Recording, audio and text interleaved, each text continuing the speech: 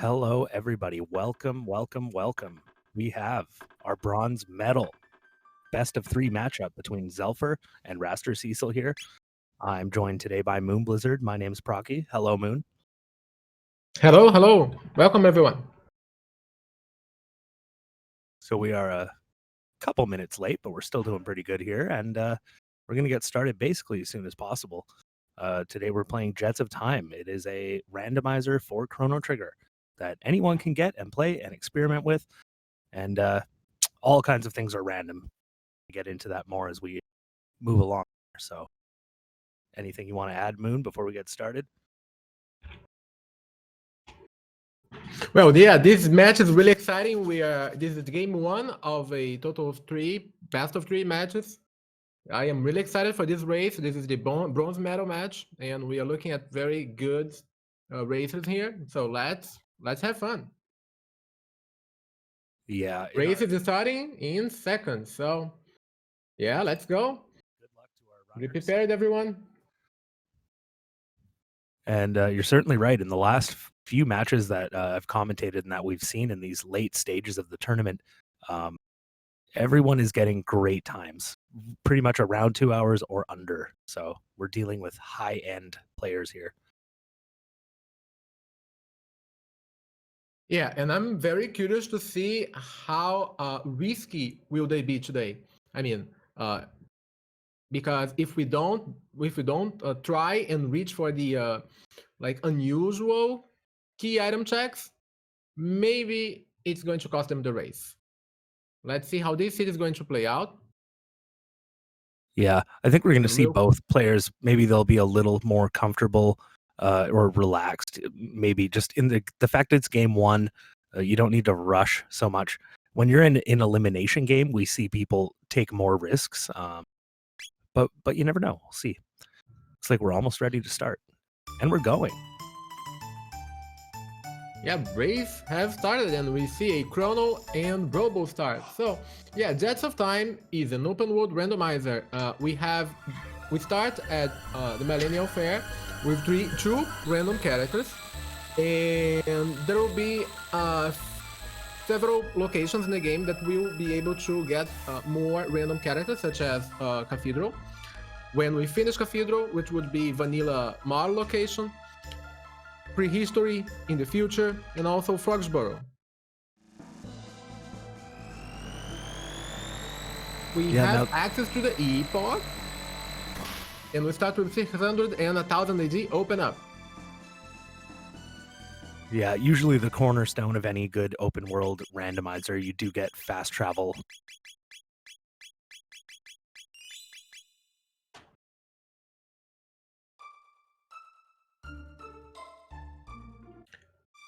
Yeah, so we see routing divergence here. Raster Cecil starting to loot the desert. This looting process here is you just have to run away from a single fight. So this fight, you can run away from this fight. You don't have to worry about getting wiped or anything. And you can access up to 9 chests here in the Sunken Desert. It is a strategy that requires you to spend a minute if you go for all the chests that you can grab, but it's very rewarding. You can find, for example, gold earrings and things that will help you a lot. And even if you don't use them, you can sell and buy extra starting things. Yeah, and there's more obviously chests than Cecil grabbed. I know Moon likes to grab all the chests he can in here, but it's risky. You run the risk of running into, one of these fights.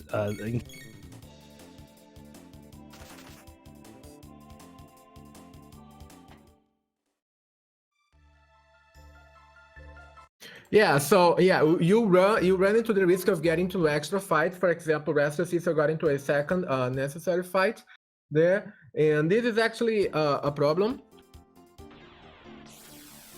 because it kind of takes some time for you to recover and to run away, but it's safe. You don't have to worry about getting wiped.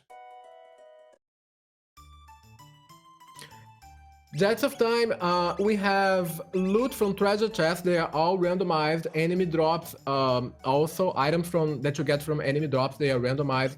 The text, the order of the text that you learn They are all randomized, so it adds a lot to how we plan out our strategy. We plan our strategy,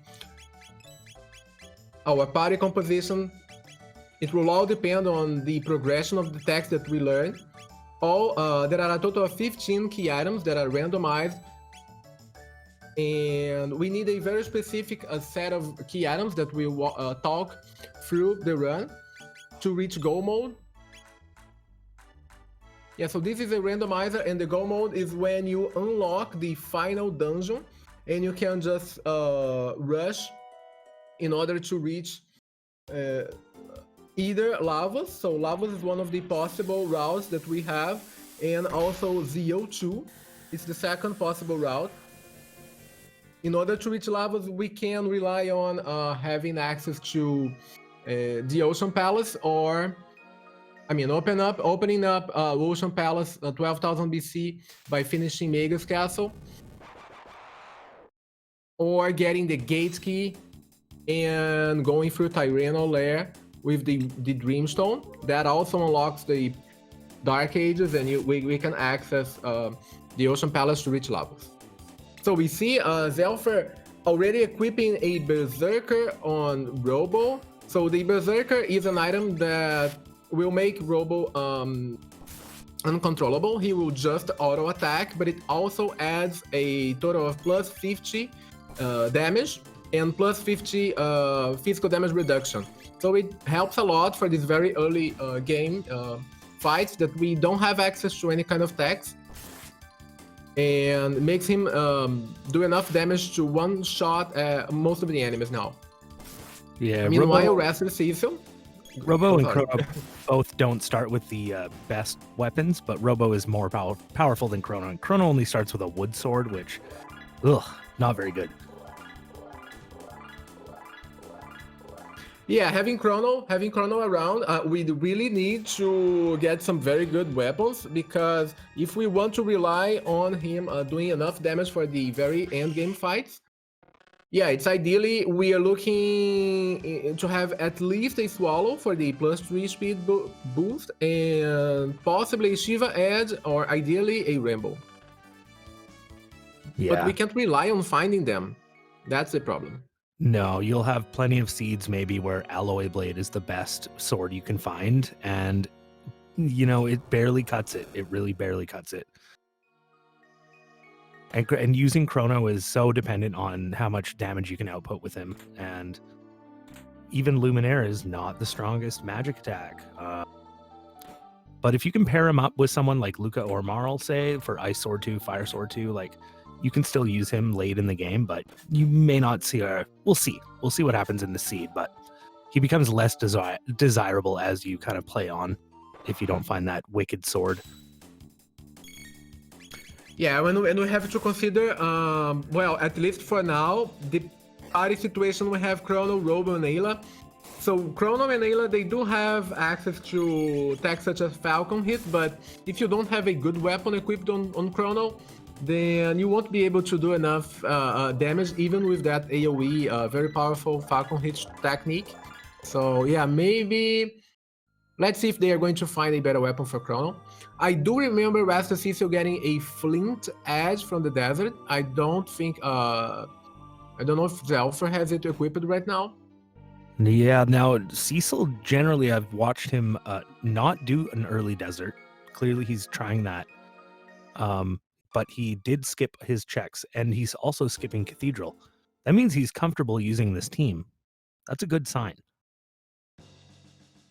Yeah, so by skipping Cathedral, the runner saves about 3 to 4 minutes, but he will not unlock an extra character, so maybe it's Mar, Luca, Frog, or Magus. Yeah, it's kind of because he could have Magus behind Cathedral with Dark Matter, or Frog. Frog is required to unlock Magus Castle. Maybe this is a Magus Castle seed. Even Luca could be behind Cathedral, and Luca has access to a lot of powerful single target and dual target magical attacks. Luca is probably your most high damage output character in the game. so she's really desirable. Magus would be good for utility because of his like wide array of spells through early and mid game. But if he ends up needing Marl for the Prism Shard quest, and she's up in the castle, he'll have to go all the way back to get just Marl just for that quest. So that's kind of where the gamble comes in. Yeah, and we'll be able to see which character is behind Cathedral as Xelpher continues his way through Cathedral. It is a very quick, routing-wise, it's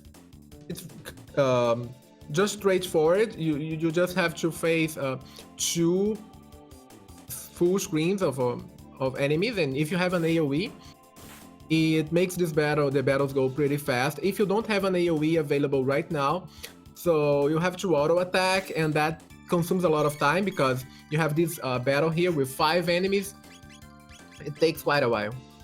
Oh, it looks like he does have Lumin already there. Lumin. Yeah. Beautiful. Yeah, this is the power of having an early AoE available, because you can, one shot almost all the encounters. Oh yeah, sure. That's really nice. For just about everything in early game, if you have any AoE from any of your characters, it will one-shot the screen. I was going to say, it looks like Cecil went for the bridge, and it looks like he picked up the hilt. This is very interesting.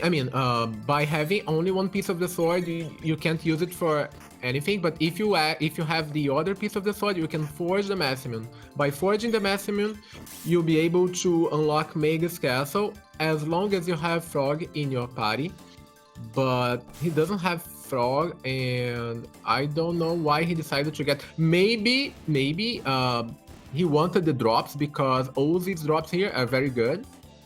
Apparently he's dropping nothing, which is sad.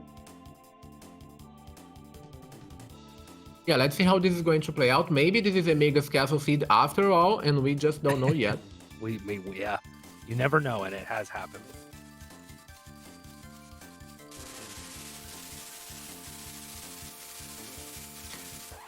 Yeah, so what is a Magus? When we tell a Magus Castle seed, what's exactly that? We have the possibility of going through Tyrannal Lair, but in order to reach Ocean Palace, but for that we need a gate key, and that's the usual path to Lavos that we take. But if we have both pieces of the sword, and we have Frog, and we have the Ruby Knife, so the path to Lavos is open, we can force the Massimian, go through Magus Castle, reach Dark Ages, and then unlock Ocean Palace using the Ruby Knife. So that's a possibility.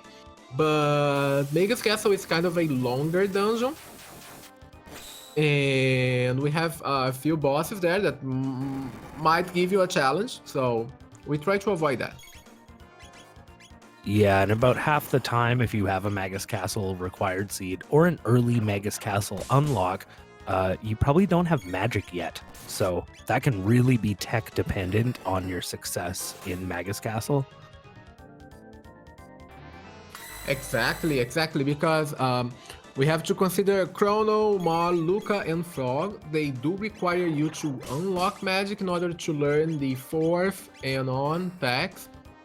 But in order to do that, we need to go to End of Time, and there are 3 possible ways to do that. The first one is having the gate key. You can access the gate directly after going to Prehistory, and that unlocks the End of Time. But that requires the gate key. The other option would be to clear Factory in the future. And by finishing the Factory, you can go through the portal, the gate, and reach the End of Time. And the third way that we don't want to rely on is finishing Magus Castle, and then we have access to a gate that can jump us right into the End of Time again, so that we can unlock magic. Yeah, it's something we don't want to see, but it's entirely possible. I don't want to sound like I'm trying to scare anybody here, but boy, you never know.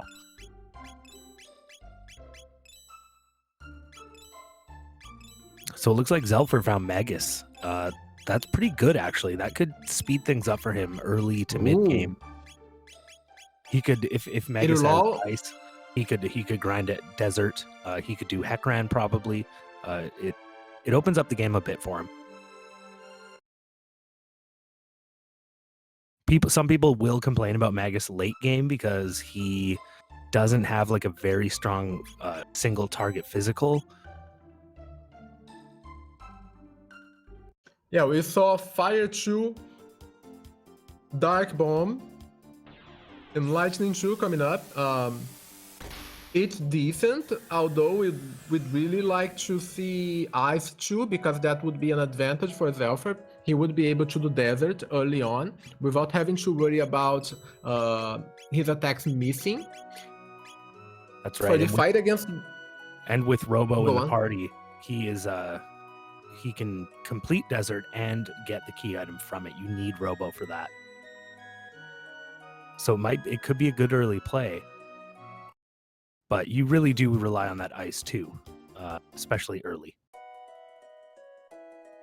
Yeah, it is possible, although it's not advisable to go very early on to the desert without having any kind of ice magic. I mean, later on, if you are enough level, you have the required levels for that. You don't have actually to use ice 2 because as you be leveled up, your attacks won't miss that much, and you do enough damage to kill the boss. So it's also an option. Yeah, that's absolutely right. And Angurel brings up a really good point. When you get Magus in your party, you get a free amulet, and that's pretty good because they cost 50,000 gold.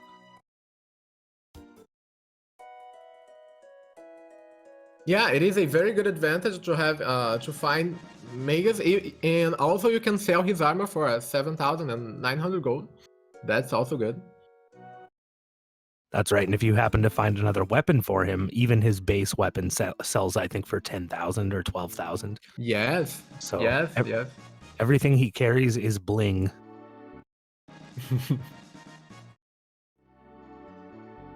Yeah, we see Xelpher going to through the Heckran cave with Magus, Robo, and Ayla. So yeah, this party is really unique in the sense of they don't require you to go and unlock magic at all. Xelpher can continue with this team throughout the rest of the run, and he will be saving like even a couple of minutes because he will not have to go to end of time. It is a good team, although you do have to rely on specific tags. You don't have access to dual tags or even triple tags. Yeah, you get your dual techs are quite limited, but you do get AoE heal with Heal Beam, and you get Boogie, which is nice for the golems. But I might be considering, keeping this team if I were Xelpher, just because I got this whole team into Heckran early, and Heckran Cave will give you a lot of tech points if you actually do every fight. You're getting, I don't know, I forget the exact number, but 150 or something like that. Yeah, about that. That's a it's huge very boost. rewarding in terms of Huge boost this early on. Rewarding in terms of tech points. It's not that rewarding in terms of experience, but in terms of tech points, it's really good. There is a dual tech that we have to consider, is that Beast Toss available from Robo and Ayla. It's a very good physical damage technique, does a lot of damage. He could use that against, for example, golems. You're right. It doesn't work on everything in the game, but what it does work on, it does serious damage. Talking like 3,000 to 4,000 damage once you're exactly. He could use that against even Red Knight. So he could kill the top without having to worry about the attacks missing. That's true. As long as he does have access to those attacks. But we see a Chrono. Okay, Chrono is back. For Luminaire, maybe? Yeah, using Luminaire would definitely speed up his Heckran fight.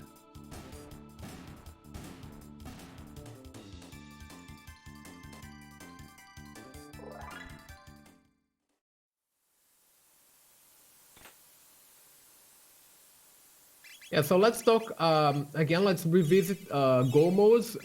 We have the possibility of unlocking a path to ZO2. We have the ZO2 flag on. That's one of the flags that we play. So by having this flag on means that when we finish the Black Omen and we fight Zeo, Memo Machine, and ZO2, we end the game. In order to reach that, we require 3 key items, which is dependent. Dependent is the key item that we are looking for to unlock the future. The Chrono Trigger and the clone. So by having access to those 3 items, they can unlock the path to ZO2, which is a possible goal mode that we have in Jets of Time. But they don't have the pendant, they don't have the Chrono Trigger, and don't have the clone. Let's see how this is going to play out in terms of key items and go mode. Closest thing to a go mode right now is Cecil has 1 bent hilt, and that is really far away from any go mode.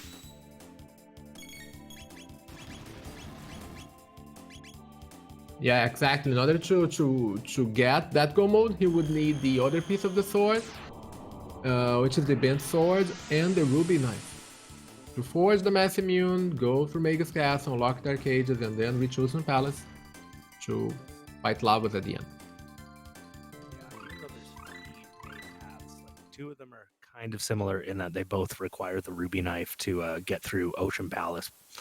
But there's 2 different ways to get to 12,000 BC in order to do that.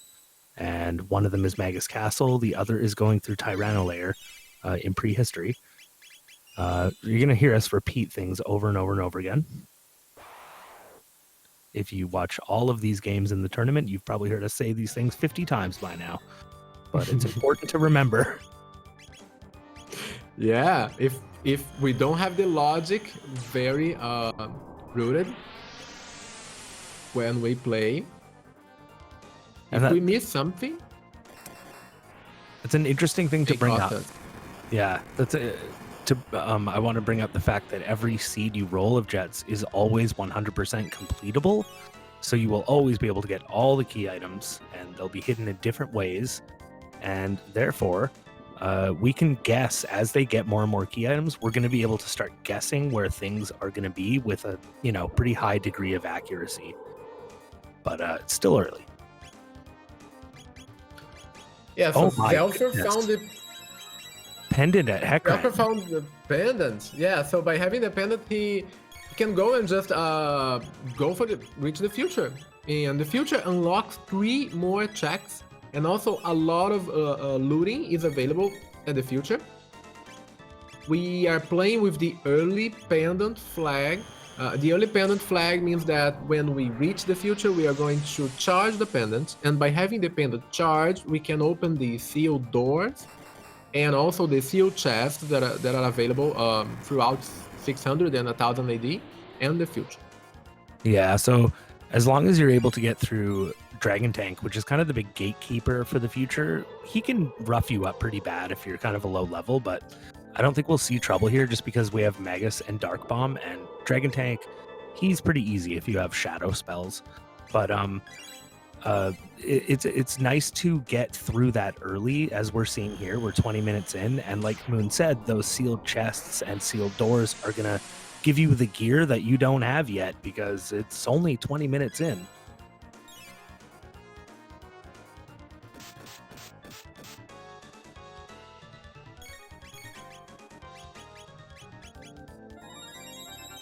Looks like Xelpher took Ayla into the tower. That's a pretty good call. She has high speed, and I tend to go for that myself.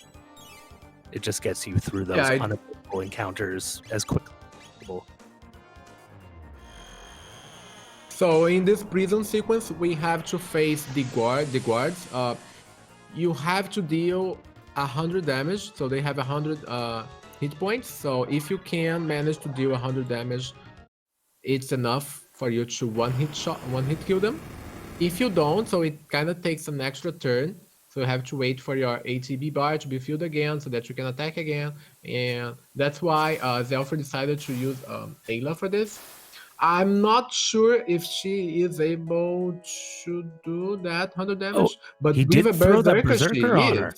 He threw. Oh, that's a good call. That is a high IQ play by Xelpher right there. Indeed. You know, if I had cat attack or something, and I don't think he does, I might be using cat attack on my way through here because it does double damage. But putting a berserker on her ups her speed, ups her attack. It's brilliant play. Brilliant. Indeed. Yeah, the Berserker is a very situational item. Usually, we don't want to use that for the end game because you lose the control. You can't control your character. So you can't use like items or consumables or anything or attacks or anything like that. But for this specific dungeon, the prison, you just have to normal attack and do 100 damage. That's all you have to do until you reach a dragon tank fight. So that was a very good call. Yeah, and he used it as well in Guardia Forest, which is another good call. So if I was going to use Berserker, it would be, usually in Guardia Forest or say Denadoro Mountains. It does a lot of work in those areas, and I'm learning now it does a lot of work in this area. Yeah, especially by, considering the fact that he's doing a very early prison routing now. Yeah, and that may be the only reason he would save Fritz, because I'm sure he doesn't want to get his hands dirty with a dirty, rotten ether smuggling criminal. But he probably does in this seed because he's here early. He's going to get 10 ethers if he goes and visits Fritz after this sequence. Yeah, there is a trade-off by saving Fritz. You do unlock an extra shop, and also you get those 10 mid-eaters. They are quite valuable. So that's a 30,000 gold value, but you have to wait for a little cutscene to play. And usually by late game, you do have access to hyper eaters and full eaters, so you have to take that into consideration. Yeah, I personally don't save Fritz, well, for a couple reasons, but that is one of them. I don't usually find myself starved for ethers. When I am starved, though, I wish I did. But another bonus you do get, I believe, is when you visit his dad's shop after you save him, he will sell you lapises guaranteed. Yes, Aang is pointing that out now.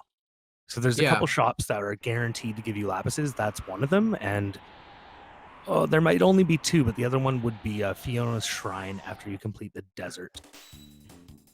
And we just saw a very nice skip from Raster. Cecil going to the prison with Robo is kind of tricky because, I mean, we know he has a bigger sprite, and by going between the shields is kind of trickier, or at least it seems trickier.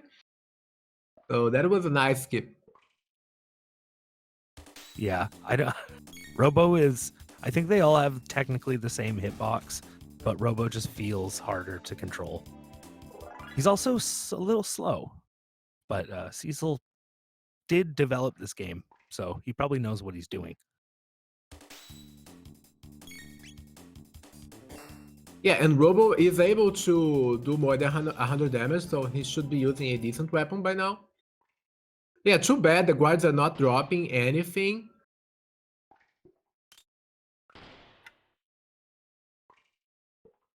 Yeah, sometimes you just get 0 drops from your enemies, and that's just how it is. Looks like Which Cecil is quite saving Fritz as frustrating. well. Yes, Yeah, it is frustrating. Because you do have required fights against the guards, so you face like 4 of them. If you don't get the one near the Fritz. Near Fritz. Yeah, luckily if you happen to knock them out by sneaking up behind them, you still will get a mid tonic. That's not randomized. It's just like it is in vanilla. But it's something. Yeah, I think it would be like maybe it would be something really interesting to see that mid tonic also randomized. Would be nice. It just gives you a mop, maybe.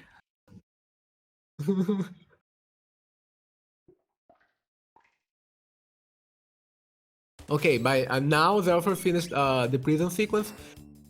He will get his pendant shard and he will be able to open up the sealed doors. So there is a lot of great loot behind those doors. And there are a few chests that you can quickly access when you reach the future. There's one in lab 32. There is also a few in lab 16, which takes some more time. And a few in the sewer, so it's an option if they want some extra looting. I mean, really fast, just go and grab your chest. I've seen some very good stuff from those chests. Yeah, I've seen everything from like a couple of mid tonics and mid ethers all the way up to prism specs and rainbow. So you always want to check. And in terms of the guards in the tower there, unless Chrono came running through that day, I don't think they were doing much. Maybe they were forced to mop the floor, so they probably would have mops. Yeah, we're gonna see also in who might be in Protodome. That's a check Xelpher can do pretty quickly and easily now. Depending on how comfortable he is with this team, he might just keep this team and say, "This is my team. I don't need to do any more checks. That's just gonna waste time." So, yep. Protodome is the vanilla location when we find for Robo, when we find Robo. And here in Jets of Time, it unlocks a new character. It's randomized between the 7. So we don't know. We know Magus is at the castle. We don't know who's in Frogsboro because nobody checked. So yeah, prehistory and the future. We don't know. Xelpher is doing the Son of Sun battle.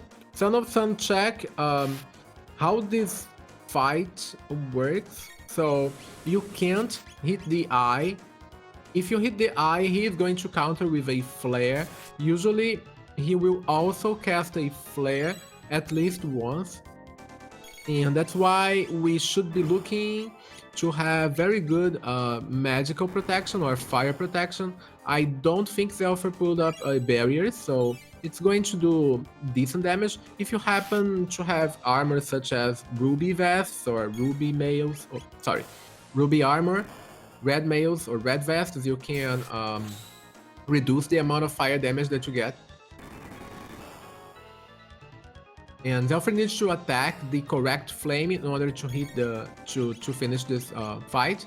So you have to hit the correct flame 10 times and just 10. If you go for more hits, so he will take the damage, but it will actually take longer. You just have to hit 10 times and just wait, and it will be done. That's right. It doesn't matter what difficulty you're playing in, what flags you have it's set to. It's always 10 hits on the correct flame. I was going to comment on Xelpher's. It looks like he put red absorb armor on Robo, and that's probably the perfect play here because Magus has high magic defense naturally. Robo and Ayla don't, but Ayla has high HP. But I guess it didn't matter because Ayla went down anyways. But ooh, here we see another flare. The thing is, though, if you have one piece of red absorb armor, at least one, this fight you can never lose because he'll just keep healing you over and over. So it's one strategy that we all use. And he's charming the core. Go for that last minute charm. Let's go. Wow. That's a nice play. Xelpher playing with some serious style tonight. It's indeed. I like that. So as Xelpher finds, what's that, Son of Sun? Oh, the jerky. The jerky. Oh. It's not the worst item to pick up, but it doesn't give him progression, but he will be able to turn it in 600 AD and then talk. It looks like he might be going to do that right away.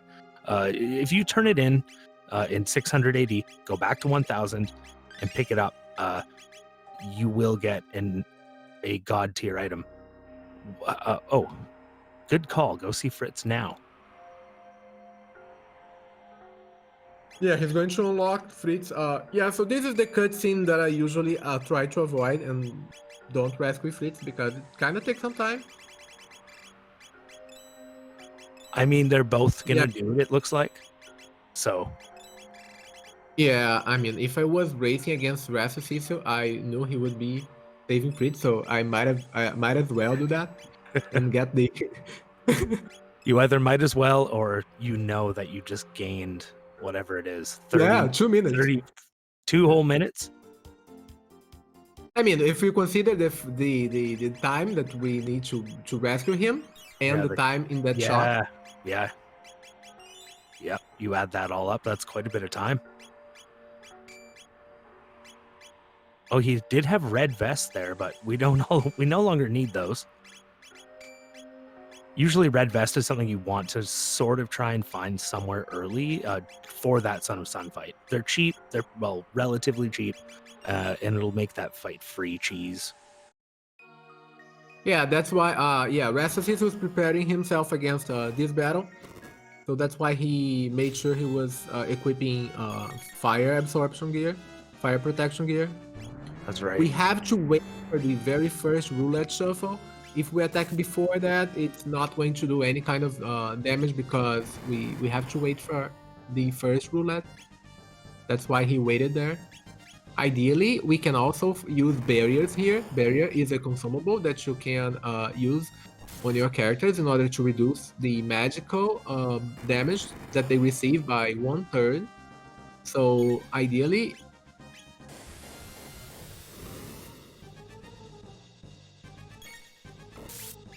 in order to protect characters, if you feel like you need some extra protection, you can use barriers for this fight. Yeah, you get a nice wide window there at the start.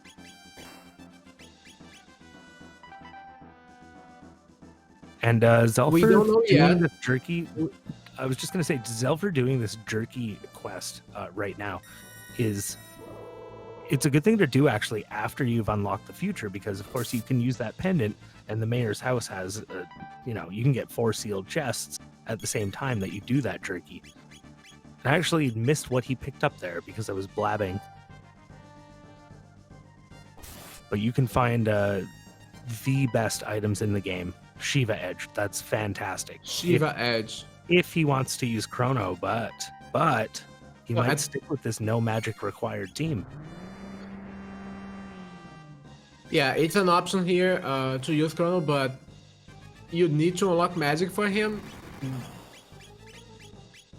That's why I'm guessing, yeah, Xelpher will keep the Ayla Mega's Robotin. Because he will not need to unlock magic. We see Raster Cecil keeping Chrono in the party. Maybe he's going for this. For this party to the end game. Alright, Xelpher's heading into Denadora, which is kind of interesting. I might go Eris myself, but he probably has those two main checks competing with each other at this point. Although they both will have Desert to do as well coming up. But it's still interesting. Yeah, Ares Dome. Denadora.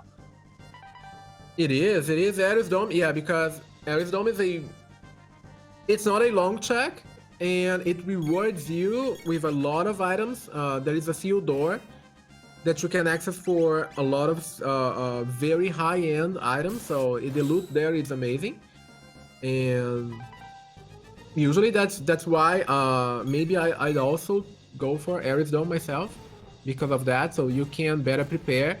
Maybe you find something like Prism Spec, so you can go back and do other checks faster. But maybe Genodome is the play.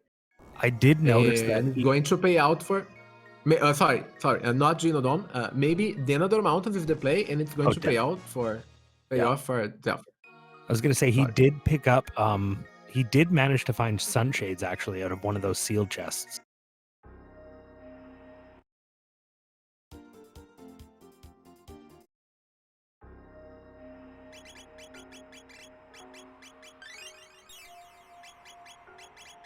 Yeah, that's why Raster is preparing himself to go and do the Ares Dome check. So let's see. Yeah, we see a bigger Right. routing divergence here, and this is going to be very exciting to see how this is going to pay out for both of them. Yeah, this is really the first divergence we've seen so far, aside from their slightly different early game routing. They both, well, every player has their own sort of little style, I think, when they do their early game routing. Typically, we do see Raster Cecil not picking up his key item checks right away, but every time I question him, and every time he seems to pull ahead a little bit. And I can't explain why, but maybe you can, Moon. No, I don't know. I don't know. Let's see. Let's check this out. I think. I think he's thinking about the fact that Ares Dome will give him access to a better loot overall, and it's a quick check. Maybe that's why. Yeah, boy, it's really going to come down to what key item they get from these. Because if Cecil gets something good and Xelpher gets something bad, boy, it's going to look like Xelpher wasted a lot of time on that jerky and those sealed chests and, unlocking Fritz. Yeah, the downside of turning in the jerky is that if the item is not good, I mean, he's not going to use that Shiva Edge, so it feels like he wasted time. So, I mean, he invested time in maybe getting something like a Prism Dress, or a Nova Armor, or a Crisis Arm.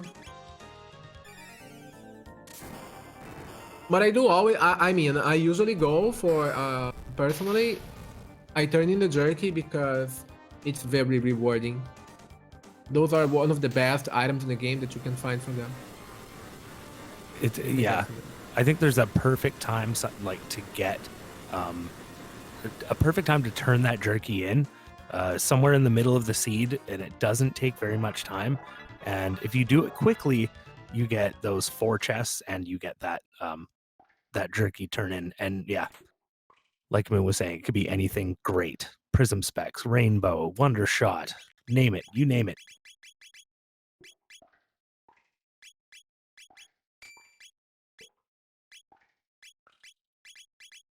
And sometimes, like, going out of your way that little bit, like 30 seconds to a minute out of your way, if you get an elite item like that and you can use it against the end game bosses, well, your end game boss fights are going to go a lot faster, and versus your opponent, and safer. And safer. Survivability is huge. We've seen a number of races during this tournament where someone's ahead, someone's behind, but the person who's behind prepares their team better. And over the last 20 to 30 minutes of the race, the tortoise wins. The old story, the tortoise and the hare. They end up having less trouble with Lavos, with Zeal 2. They're able to output more damage, and in those final moments they can actually just pull ahead, because they're like moving at a faster pace. It's like, here's another analogy, but using Bowser in Mario Kart. He's slow at first, but his top speed is insane. Yeah, that's why it's very it's a lot of fun to play a seed, and you have to think about that throughout the run, the entire run. You have to think about how it's going to be your final battle strategy. How prepared are you going to be for the final battle? I mean, are you going to gamble on going faster but under level? Maybe that's going to make you win, but maybe that's going to make you lose by a lot if you just wipe. So I think it's one of the most fun aspects of the randomizer, like planning everything out throughout the run. So you have like an hour and a half maybe to think about that, and then you go and perform it. So you have to nail that final boss, or else it's going to cost you the race. Yeah, and if you play enough seeds and have enough bad luck at the end game, hopefully you'll learn those lessons the hard way and learn to prepare. And we will go over some of the things you need to prepare for Lavos or Zeal 2. For now, I'll just throw this one thing out there: status protection. which is good that we have Magus. We have at least one amulet to play with here. Oh, Cecil. Oh, that was a missed encounter, I guess. He got into 2 encounters in this room, which is basically as bad as I regularly play this room. So I don't know why I'm terrible at that room. Yeah, sometimes I also get into those. I try bugs. too hard. There's a way to run through in one fluid motion, and I always fail. And I still don't know that. Oh god. Dreamstone The for Raster Dreamstone. Cecil. That's big. That's one of our main progressive key items that we need to advance Go mode. It works in conjunction with the Gate Key and Ruby Knife, neither of which we have yet, actually. And the Dreamstone by itself doesn't do much. So for now, it's in the bank. And Xelpher got the clone at Massamine, which is actually advances him towards Go mode quite a bit because he already has the pendant. Now, if he finds the trigger, he'll be in Go mode right away. This is amazing. Yeah, and I don't know if Cecil saved his game before entering Chrono, because you have to be very careful here. There is a glitch that can happen, and maybe you can soft lock if you try to change the party inside this room. So we have to try to avoid that. Yeah, don't use the Enertron either. It's broken. Ooh, Luca. Oh, it's Luca. Oh, he turns up. Oh no. My God. My poor girl, Luca. Why? How could you do that to her? I can't believe this. Oh my. He must really not like her. I'm shaking here. He's like, you can just stay there and rot, is what Cecil's brain said.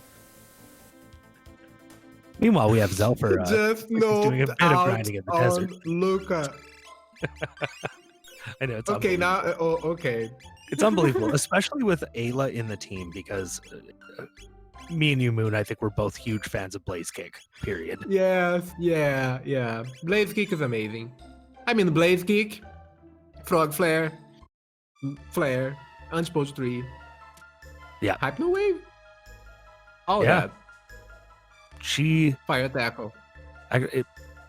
If we talk about Luca too much, maybe we already have. Double V Bomb. Cecil might nerf her in the future, so let's just be careful. All right, so he decided, Raster Cecil is going with the full physical damaging party, Chrono, Ayla, and Robo, which actually, personally, it was the party that I actually finished vanilla when I was a kid, so I must say I really enjoyed them. And look at how they just came together at the exact same time at Ret Night. That's amazing. Wow, to watch. Indeed, yeah. Except Xelpher has a bit of an edge here. He has ice too. Also, he has the clone. So the best. Oh, sorry. I'm excited. Sorry, I'm just excited. No, I was just going to say the best tech that we have for Ayla in terms of physical attacks is Cat Attack. Cat Attack is decent. It's not the best. If he had a triple kick, would be better, but then it would cost a lot of MP. And maybe Rock Throw, but it's not available. Rock Throw is not available. On Robo side, we have only Rocket Punch, which is okay, I guess, because the best options would be Robo Tackle and Uzi Punch, but they don't have them. It doesn't have them. Yeah, interesting to see them actually having a roughly the same kill rate here. I don't see a huge edge in either one of these teams, and they're both playing it in a brilliant, safe way. And Raster Cecil is not using any kind of ice spell. That's right. I'm a little surprised that Chrono's able to hit him so many times with Confuse, even without and not ice. miss.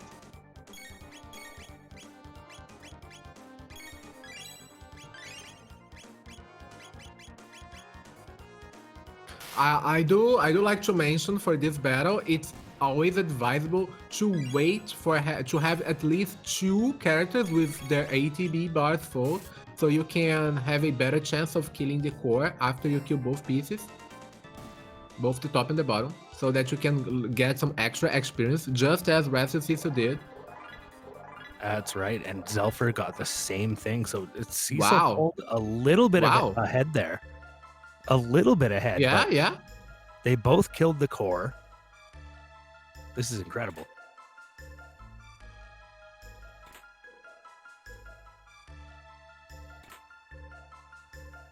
He's going to miss the tab. Okay, there is a tab that you can get, the power tab there.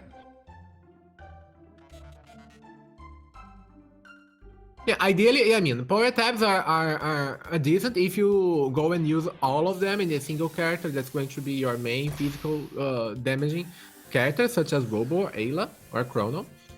But you have to invest a lot of power tabs to see some kind of significant improvement on their attacks.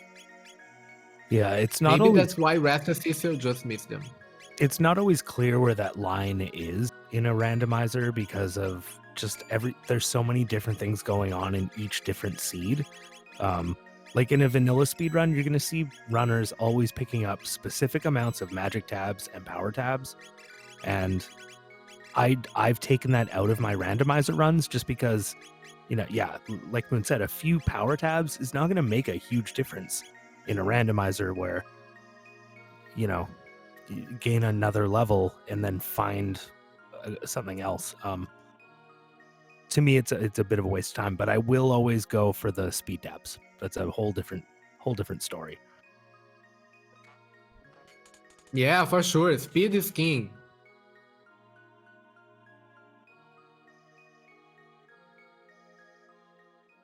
Ooh, the gate key.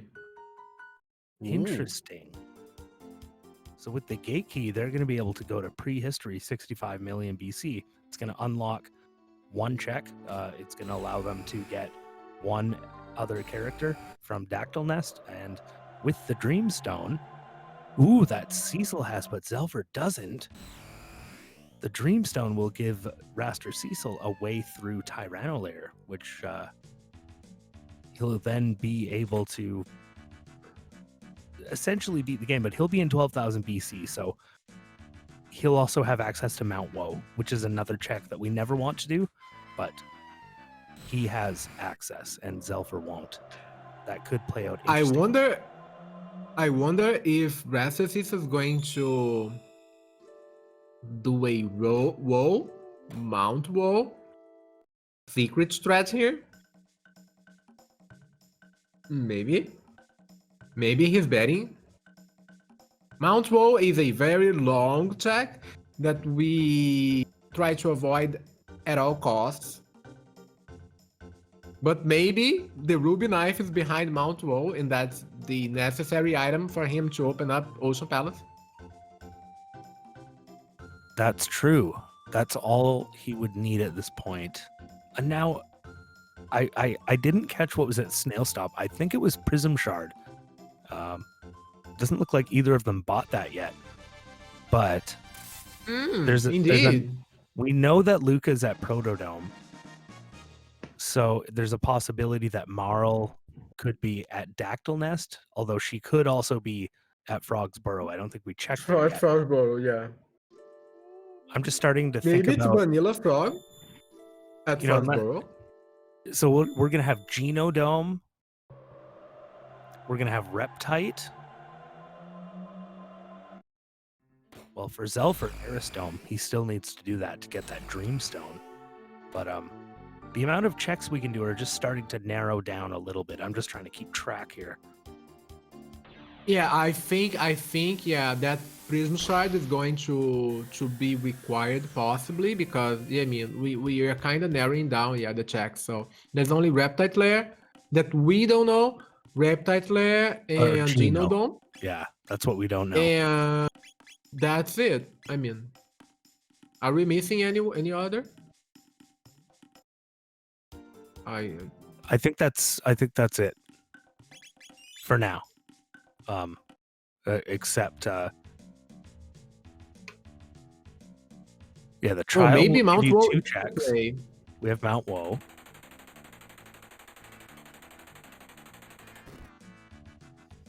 Yeah, I'm interested to Is see that what's in enough? Reptide here. Xelpher's a little... Oh, it looks like Ooh, Cecil found the Rescue secret Cecil cave. got into. Let's go.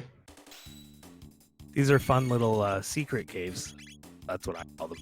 But there's great items down here. They don't always open up. I do.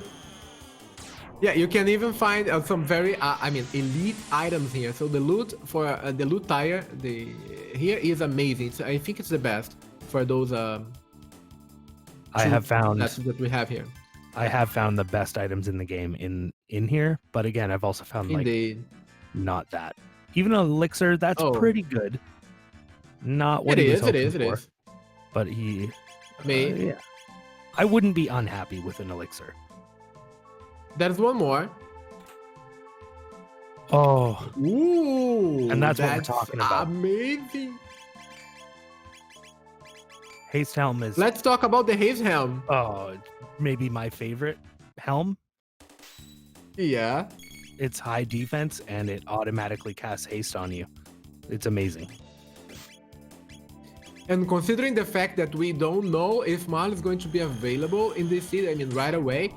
So by having the haste helm, Raster Cecil just got a very good advantage because, it's a very powerful helm in terms of making you be able to survive even more because you have 2 turns when you only have 1. And maybe attacking more if you want. So it's amazing. Yeah, it does look like Xelpher has put a Berserker on Robo for the Nizbel fight. That is an interesting play. He's been using Berserker a lot in this seed. You do use 2 Berserkers on Nizbel in the glitchless vanilla, so it's not counterintuitive in any way. Indeed, again, for Nizbel 1, in order to reduce his defense, we need to use some kind of lightning attack. So Shock, Lightning 2, Lightning 1, Luminaire, they all work to reduce his defense. You just have to use that a single time. And when you hit him with the lightning attack, he will lower his defense and you can use physical attacks. Yeah, it looks like they both have options for that because Chrono has a green dream. Xelpher just charmed a green dream from Nizbel. The green dream is a very good item. I also remember seeing that item in Raster Cecil's menu. The green dream is a item that grants you a single auto revive in a battle. I think it's one of the most versatile accessories in the game, because you can use that so many times and it will save you a lot, especially for the very late end game bosses. Yeah, I would say it's one of the most underrated but overpowered items. Those who use it well show us exactly how well it can do. Yeah. You're one of those people, Moon. I personally, I really enjoy having green dreams available. Oh, we've seen amazing things done with green dreams during this tournament. Yeah. So Xelpher got the Thomas pop out of Reptide there against Nizbel. Cecil's going to get the same thing.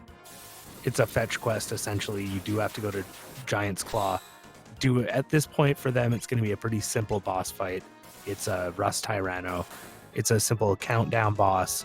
And I don't think they're going to have any trouble with that, but they will probably both go out of their way to do that. If I was Xelpher, though, I'd have Eris Dome in the back of my head. It'd be yelling at me, Eris, Eris, Eris. And then Geno, they probably are going to save till last, because it does take the longest. It does take the longest, but sometimes it is the check that we want. That's the problem. Are we gambling or not on Geno Dome? On even Mount Woe. They could go to Mount Woe now. Mount Woe is open for Raster Cecil. He could check that, but It's risky. It's a little risky. Maybe. Black Tyranno is a pretty serious gatekeeper, pretty powerful boss. And he just still looks a little bit squishy. Indeed, indeed.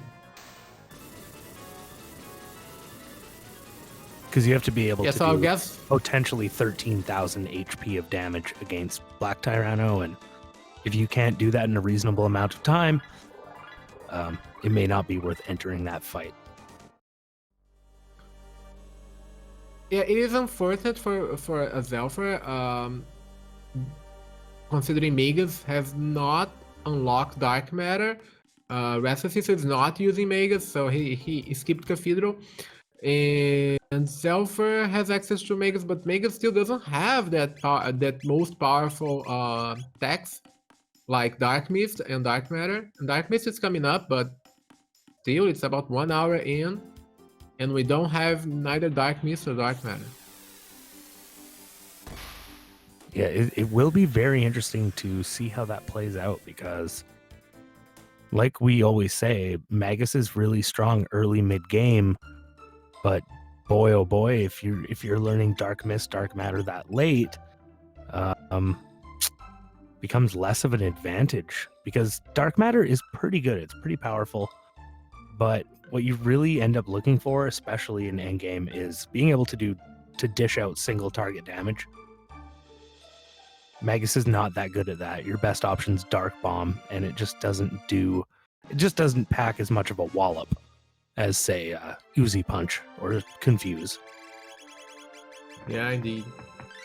Yeah, and we see Xelpher is kind of skipping the power tabs that are available in this dungeon. There are a few power tabs that you can grab. They do require you to wait like a few seconds to grab them, and maybe he just wants to go fast. That's right. It's funny in this game where some of the tabs make you wait a couple seconds for the dialogue to close, and others you can just grab and run away. So if you know which ones you have to wait for, you're going to end up skipping them most of the time. Yeah, the ones that you don't have to wait are those, I mean, that we almost try to get, because those that we have to wait, I kind of skip them now. Oh, the Shiva Edge for Chrono. Yeah, that's a good find for Raster Cecil. So he is using Chrono with a haste helm and the Shiva Edge. That's amazing. That's right. For him, this is an exciting moment, whereas for Xelpher, it was not. So I'm happy for Cecil. I want to see how that is going to pay out throughout the run for Raster Cecil, as he noped out on Luca. Yeah, he noped out on Luca, and he learned magic anyways.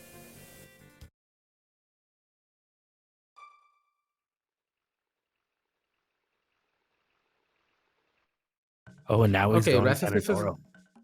Yeah, Denadoro, so he will get the clone. Oh, we don't know how this is going to play out for them. Boy, oh boy. If Xelpher finds something good here in Giant's Claw, this could really turn the tables. Indeed. I mean, why Raster? I mean, I wonder why he decided to go for the Denador Mountains instead of doing the Giant's Claw. You're feeling full and you're mid to late game. It really, it's only a few minutes, or at least it feels like only a few minutes. You can skip absolutely everything and then just wallop Mass Immune, and it really doesn't take that much time. But Xelpher is already at Rust Tyranno, as you can see. Giant's Claw is very quick as well. Yeah, so he will be able to get an extra key item before Raster Cecil now. And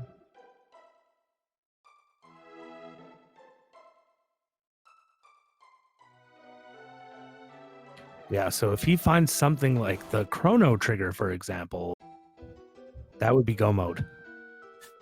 Be really ahead.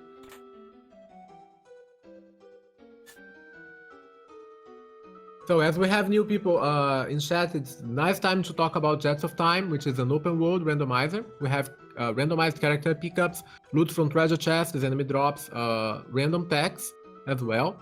We start with the Epoch, and there are a total of 15 key items that are randomized. And we have several possible goal modes. Right now, Xelpher is very close to Black Omen go mode. He needs the trigger, the Chrono trigger, to couple with Dependent and the Clone to open up a path to Black Omen. Meanwhile, Raster Cecil only requires the Ruby Knife to go through Ocean Palace, Tyranno Lair, Ocean Palace using the Gate Key, Dreamstone, and the Ruby Knife. Ooh, and a bent sword is what Xelpher finds at Giant's Claw. That is a little nasty. Oh. Boy, yeah, oh boy. so we know a piece of the sword is locked behind the bridge check. The other piece of the sword is here, Giant's Claw, so that unlocks the possibility of forging the Mass Immune and getting an extra character, which I guess it's either Frog or Maul. And maybe Maul is required for in this seed. Yeah, it could be. We still haven't seen Dactyl Nest or Frog's Burrow, and if it's Frog or if it's Marl in either of them, they have Prism Shard available at Snail Stop. I would start thinking about going that. for Aerith Dome. Okay, he's gonna get his Dreamstone there, right? Yes, so it will even out things. I wonder what is the next step Raster Cecil will do. Because, I mean, technically, if this is a Lavo seed, he is ahead. But if this is a Black Omen seed, he is behind, but he will get the clone here. So it's very open. Still. It's very open, but they need to pick up a new character. I think they gotta find Marl or do Genodome. Or even Mount Woe. Or even Mount Woe. But that's a big commitment. It is. Are they going to be risky? I mean, if you gamble on what would happen or Mount Woe? What would you do if you went through Black Tyranno and Mount Woe right now if you were playing the seed and then you found the trigger at Mount Woe? How would you feel? Good, bad? Well, I don't know.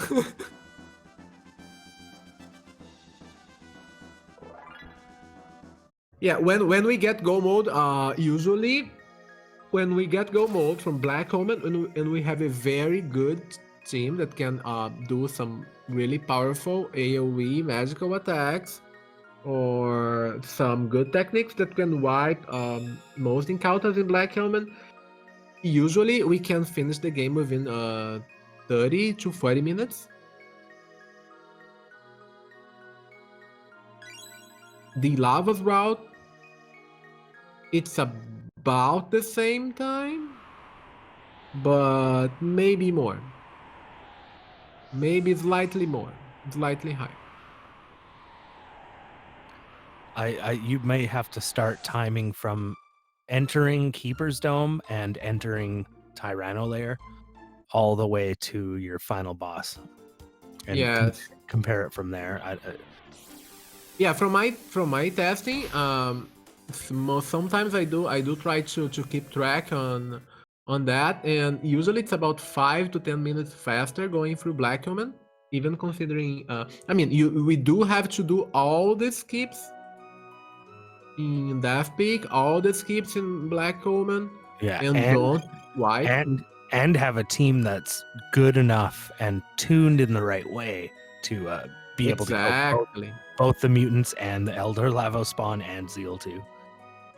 Which Quickly you're not enough. usually you're going to be able to work that out with what you get with your characters and stuff, but it's not always guaranteed. I'd really be curious to see how Raster Sister would do Black Woman with this body, because they are mostly based on physical attacks. You do have access to Luminary and Shock and Super Volt and Tailspin, but maybe it would not be as fast as uh-oh. Huh. They both got snagged on the same battle there.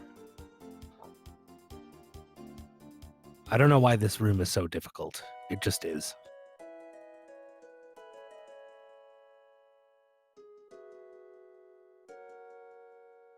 Yeah, at least this team will not, they would not have any kind of issues with ZO2, because Chrono with a Haste Helm, Robo and Ayla for single target physical attacks, they would be nailing it. And Xelpher got his Dreamstone. Let's go. Xelpher got his Dreamstone, and Cecil is now starting the pop quest, which Xelpher already did.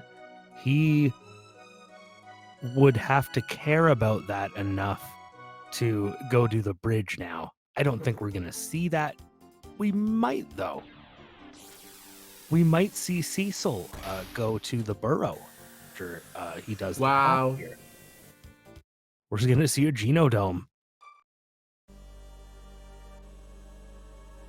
Okay, Genodome playing from Xelpher. Let's go, Genodome gambling. Oh my god. I mean, yeah, Xelpher is lacking a piece of the sword. He's not going to do the Xenobridge quest just to unlock an extra character. But I don't know, I do remember he saw the Prism Shard available. Why are they not checking for extra characters? I mean, they have access to the Dactyl Nest. I agree. I find it almost frustrating at this point, because I would just generally, when I play, I like to pick up as many characters as possible as I can, really.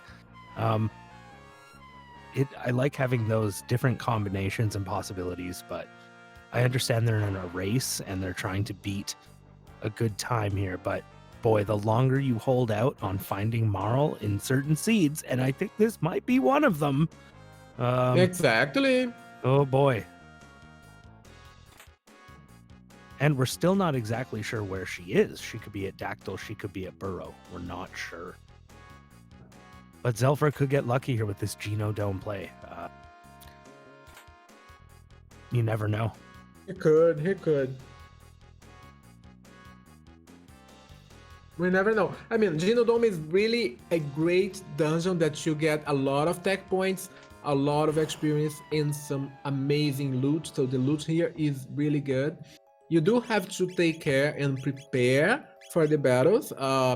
So there are a few encounters there in this dungeon that you must be doing more than 1,000 damage in order to clear all the robots. And also the battle against the turrets.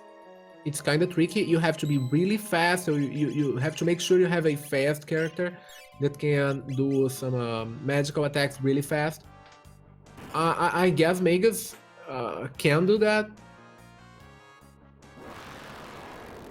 but Megas doesn't know dark matter yet. Yeah, that's the encounter that I mentioned, that you need to do more than 1,000 damage. And yeah, I don't think I don't know. If he cleans it up in just 2 quick turns there, it's not too bad.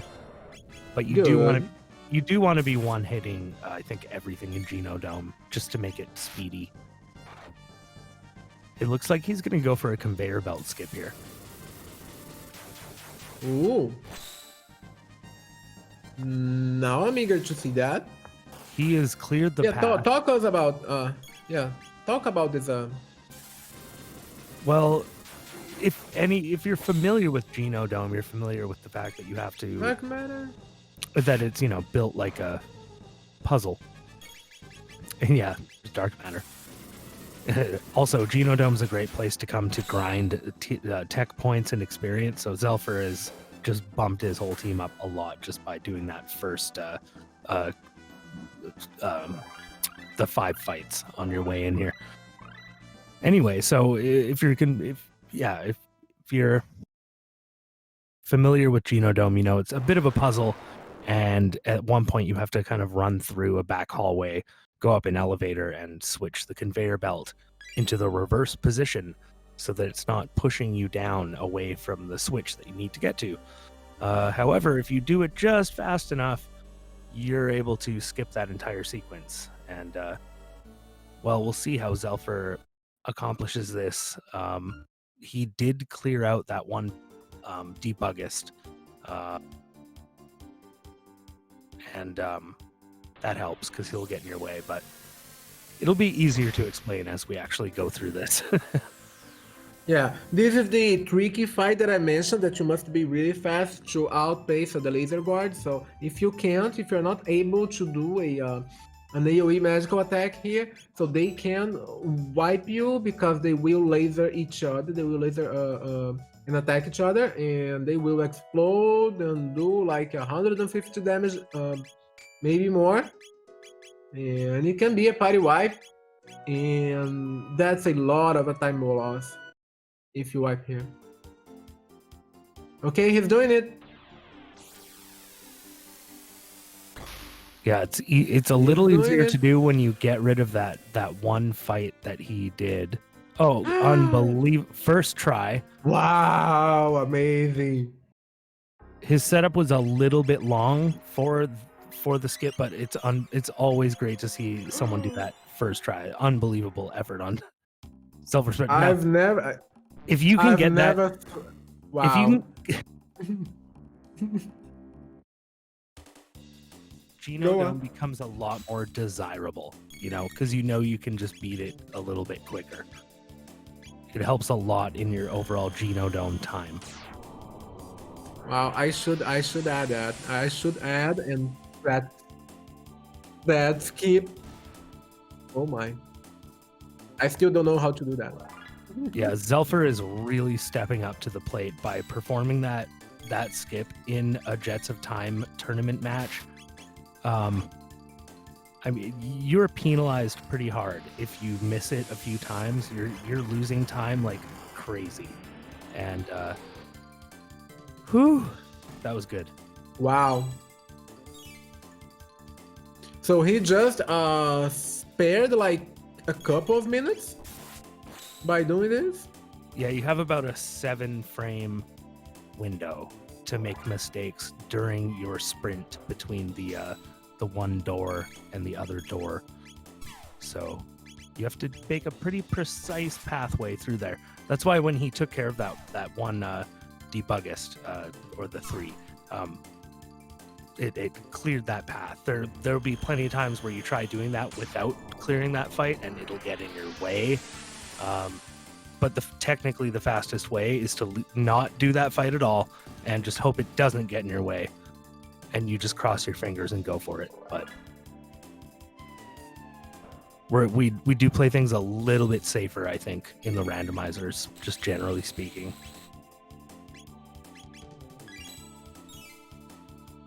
And it pays off as well.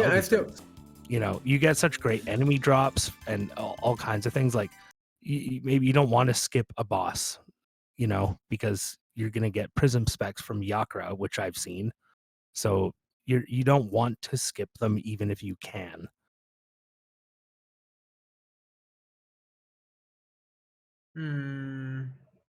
I still wonder why they haven't decided to. I mean, Raster Cecil can forge a Mass Immune and unlock an extra character, but he's going for the Genodome, which is a longer check.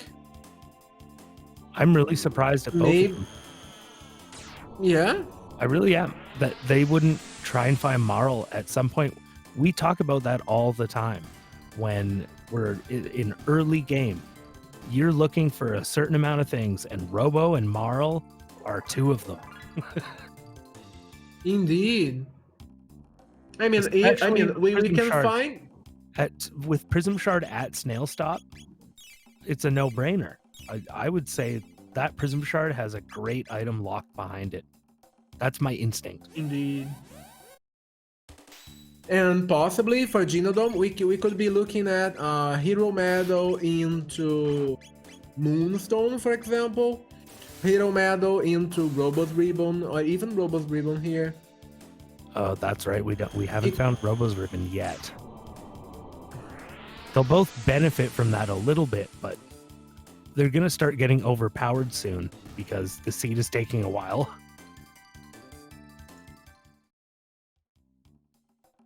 Yeah, so Boogie here is a very good option because Boogie will stop the monitors from healing Mother Brain.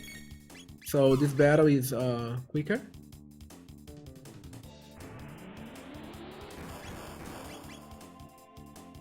Yeah, if you have Hypno Wave or Boogie, you can use them against those screens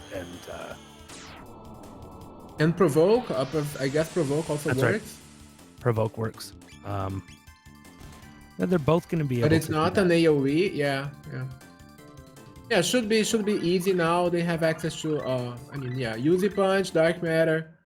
I don't think Ayla has learned Triple Kick yet.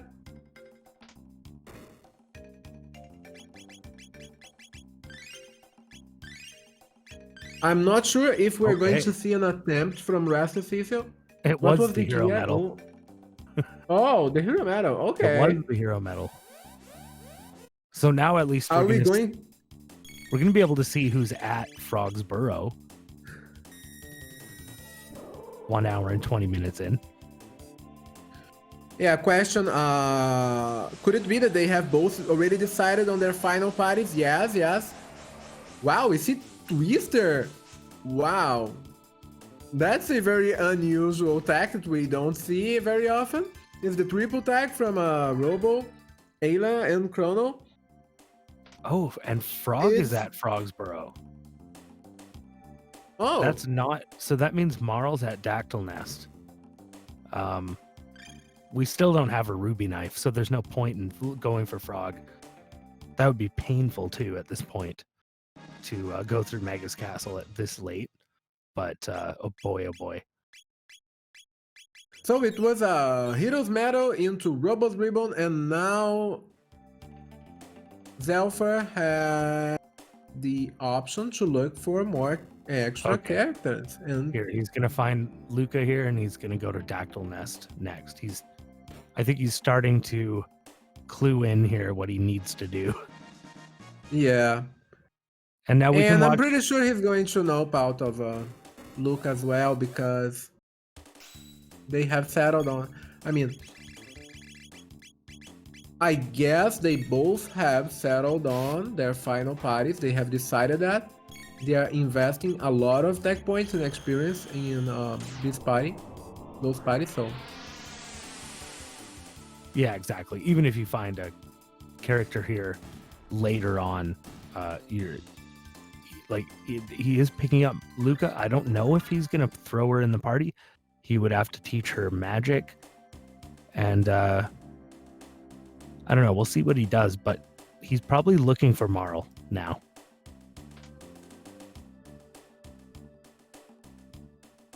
I think we'll see him go to Dactyl Nest now. Yep.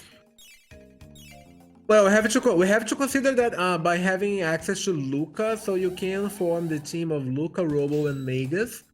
If they find, they have the possibility of trying to search for the Blue Rock. So the Blue Rock is a rock that gives you access to a triple tech called Omega Flare, and it's a very powerful triple tech. So it's also an option for him if he wants to go for that route. But just so everyone knows, that's banned from future tournament play. That's in the future that will be against the rules.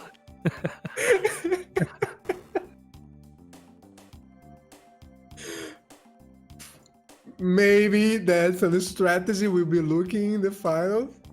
Who knows? Yeah. Blue Rock and Black Rock are both your go-tos for amazing triple techs. You're going to be seeing like upwards 5,000, maybe more damage. So Yeah, it was the the quarterfinals, Moon versus me versus Corinth. Wow, Cecil with the skip too. Amazing, No. amazing, amazing, amazing. No, he I watched him go through the he went Okay, through the okay, back way. And it probably took okay. a minute and a half, maybe. About a minute and a half. He's losing a bit of time. Oh yeah, it's reversed. It is reversed. Okay, okay, okay. Oh, I see. The robot got stuck. Sometimes this robot that has to follow you awkwardly, he'll just get like pinned against a wall, and it's really awkward to get him unstuck. So it looks like Cecil just went in and out of that door just to refresh him.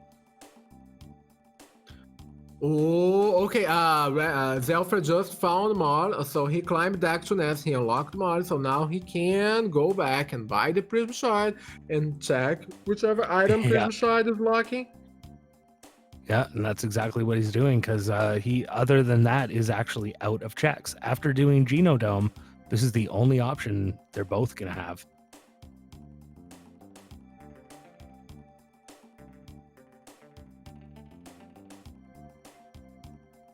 So Xelpher has now picked up the Prism Shard and is going to head over to Yakra 13. That's a fun fight.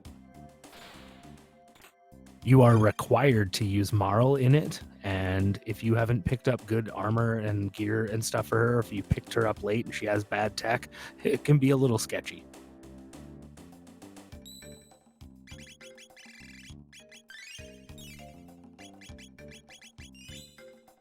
Looks like Yeah, Xelpher so going the for fight- more sealed chests. More sealed chests. I guess he's not very happy with his equipment situation. And since Well, I mean, since Xelpher didn't, he talked to the bridge captain to unlock the bridge quest in the very beginning for Xenon Bridge, but he did not do the quest. It actually sends the king to his bedroom, and he'll be in bed sleeping there. So if you're gonna unlock this Prism Shard quest next, you have to know that, and you have to go up to his room to talk to him. But you will be able to complete this entire quest without doing the bridge.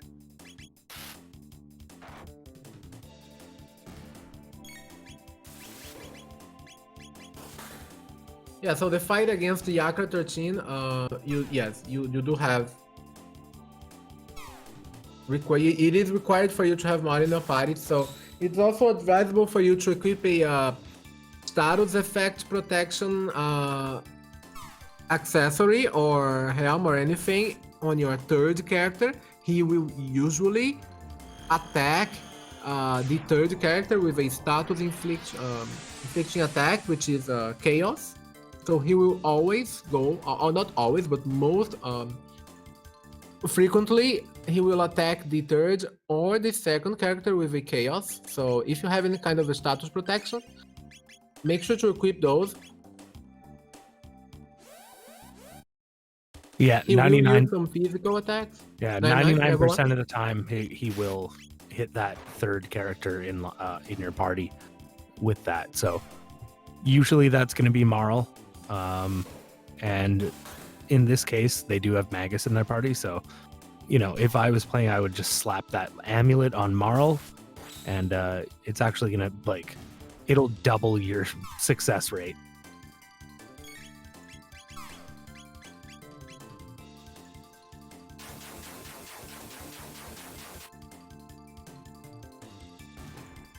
I have strict confidence that he will target Marl with the chaos.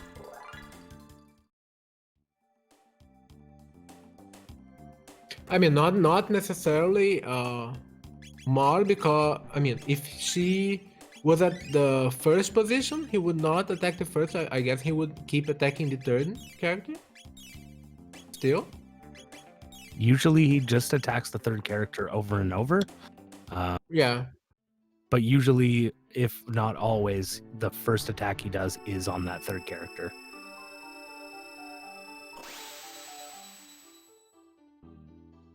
I feel like, especially if it's Marl. Yeah, Raster Cecil on his battle against Mother Brain, so she can inflict chaos. The display panels will heal her. So killing all the 3 panels is not what we are looking for, because if we kill all the 3 panels, they are going to she is going to go berserk and likely wipe your entire party. So that's why Raster Cecil decided for Boogie, so he can stop all the monitors or the display panel, so they will not heal. So he can freely attack, she will not go berserk, and this battle will be way easier. And it looks like Xelpher has just picked up the ruby knife, Ooh, which actually gives him go mode. Yeah, incredible. 1 hour 28 minute.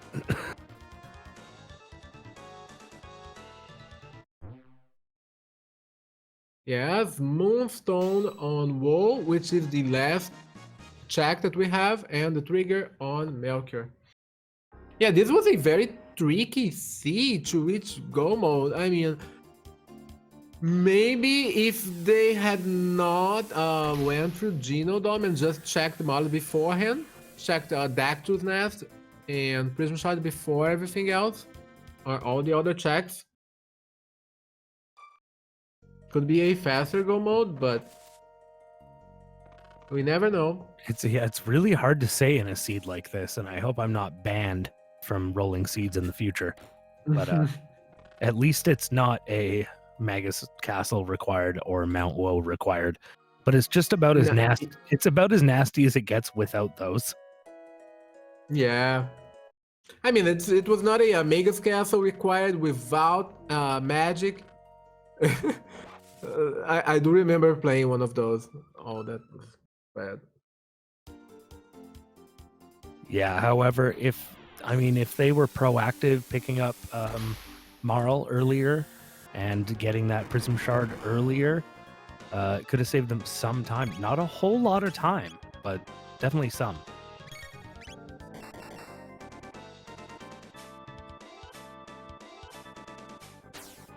Yeah, I guess by now, Raster Cecil has realized that he has to go and look for Marl because he doesn't have any kind of other checks, no other checks left to go.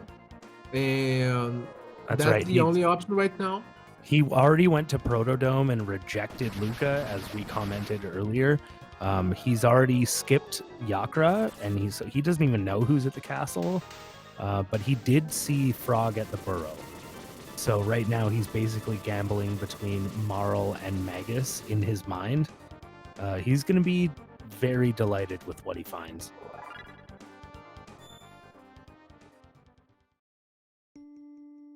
Not even going for that. That's why. But running. That's why skipping Cathedral or even skipping any kind of checks that any kind of character checks, skipping those, it's really risky. And yeah, you gamble on not doing them, but it's risky because like this seed, you do need Marl in order to get your go mode.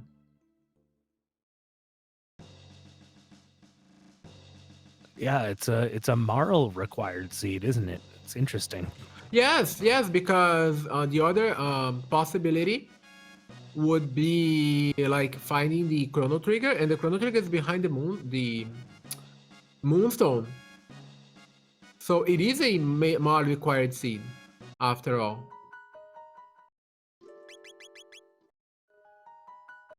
It is. How would you know that?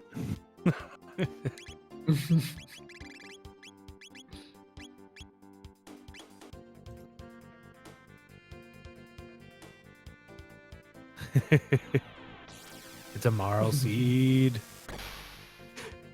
Yeah. There's no way that Cecil will take any other route. It looks like he's right on track to realize exactly what Xelpher has, which is that go mode is nigh. It's a Lavos Black Tyranno path. See how they perform. I don't think we're going to see a sub 2 here today, ladies and gentlemen, but they are doing very well for how many checks that they have had to do. Yeah, we are not there. I mean, yeah, we are not seeing a sub 2 seed. It will take longer than 30 minutes.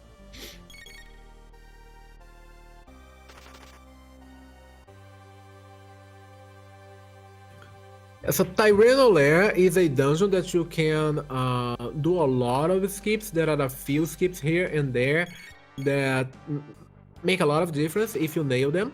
There is a maze room, which I recently learned from Raster Cecil himself how to grab all the 4 chests.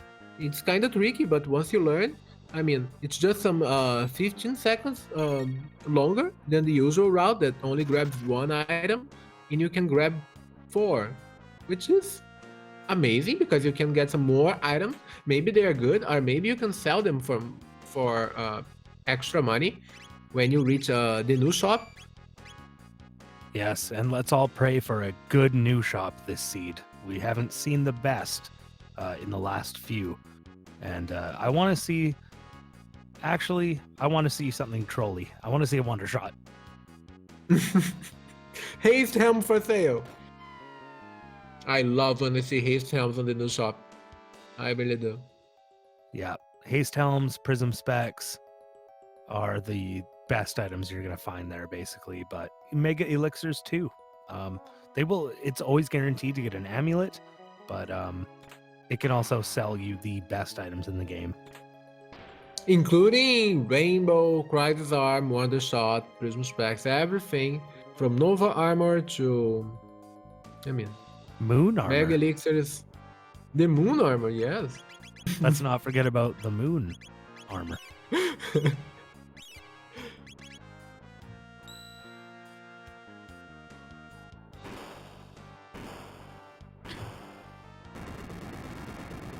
So yeah, we see, although we see...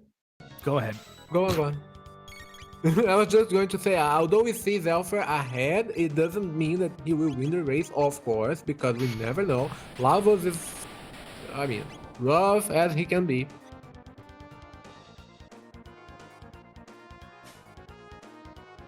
Yeah. Looks like Xelpher's going to be doing pretty tight work against Nizbel2 here, but he's going to have to do a few... Oh no, he's not even going for lightning, so... Essentially, the deal with Nizbel2 is you have to hit him with a few lightning attacks, then wait for him to release his lightning, and then his defense will be lowered. It's a little bit different from the first Nizbel fight, where you hit him with lightning, his defense will be lowered immediately. Other than that, you can attack Nizbel2 with pure magic attacks. That's fine. It'll always hit. But if you don't lower that defense, he will not do damage with your physicals. So yeah, if you rely on using lightning attacks against Nizbel2, the problem is that some lightning attacks, for example, Magus Lightning 2, doesn't do a lot of damage, and you have to use that like a few times, several times, maybe 3 or 4, in order to reduce his defense. So it kind of takes time because Lightning 2 itself doesn't do a lot of damage. So it's better off using Dark Matter and just keep using Dark Matter, I guess. Yeah, and I think you can get one physical attack off maybe in the very beginning, and it'll hit you can? quite a bit. I think the I was not aware of that. If the very first attack you use is physical, it'll do... I don't know if it does full damage, but it won't do no damage. Wow. Good to know. I think he tried that with Beast Toss there, but it was just didn't... I think he hit him with Dark Matter first. I wasn't quite watching, but... Okay. Yeah, any kind of lightning attack we have, Lightning 1, Lightning 2, Luminaire, Shock, they will all work, but they require you to use them several times, which is different from Nizbel 1. Nizbel 1, you just have to attack once with a lightning attack, but for Nizbel 2, you have to keep hitting him with lightning in order to reduce his defense and then be able to use physical attacks. So that's why we most always go for magical only. Yeah, unless you have like Luminaire and Shock, maybe, just for example. those would be doing good damage while lowering his defense eventually. For the most part, yeah, we only hit him with magic, pure magic, but it's one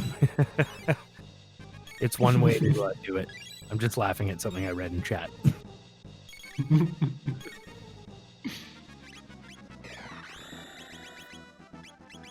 Yeah, so Black Tyranno, Azala has 2,000 hit points, and she's vulnerable to magic, so it's better off start with some powerful magical attacks to reach that 2,000 hit point mark.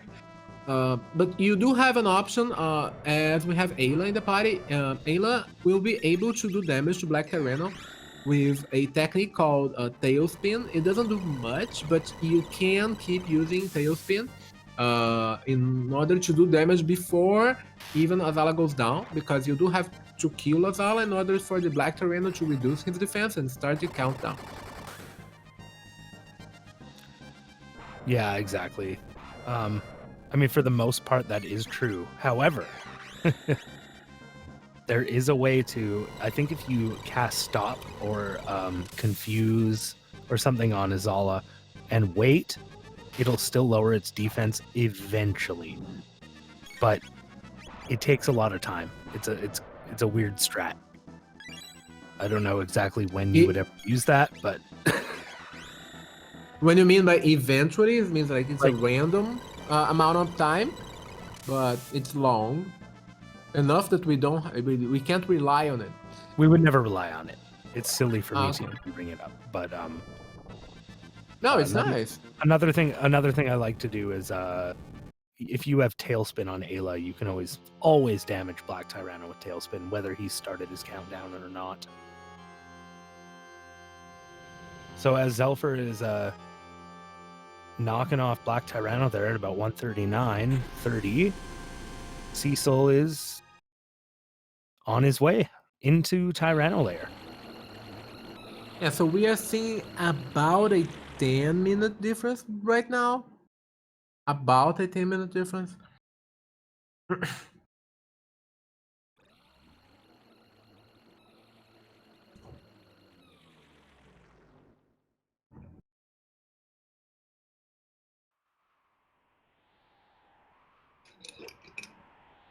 And as we can see, Xelpher at this point in the game, even though he took,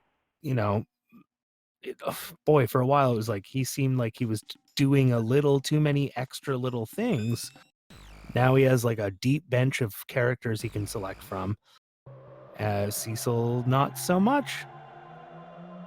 And Cecil has fallen behind a little bit in time here. So, well, anything could happen. I can't even begin to speculate what causes our runners to fall in and out of the lead. Sometimes you just don't know why. Yeah, I think considering the fact that Raster Cecil decided for, he's settling with Chrono, Robo, and Ayla from the very start. I don't think he's going to change his party now, but does have other options now with Maul, but that's a lot of investment in Chrono, Ayla, and Robo. It could be that it is a great party. It could be Xelpher has gained time just from dark matter alone, just because his kill rate is going up higher, and like, I don't know, he is outputting a little more damage at this point. Yeah, because we have to consider that dark matter alone is doing more damage than Twister, and that's a huge advantage. By the way, I see a Vigil hat. Oh.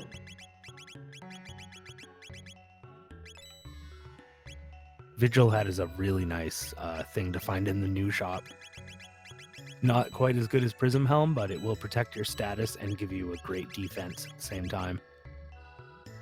And spare you from requiring to set up the accessories slot just to use an amulet. Yep, that's what I would have done too, Xelpher. Attaboy. 2 Vigil hats. Beautiful. Nice. And Raster Cecil decided to just grab 2 chests in the maze room, and he did that very efficiently. I think it's actually faster than going and rushing. Oh, but okay, that's sad.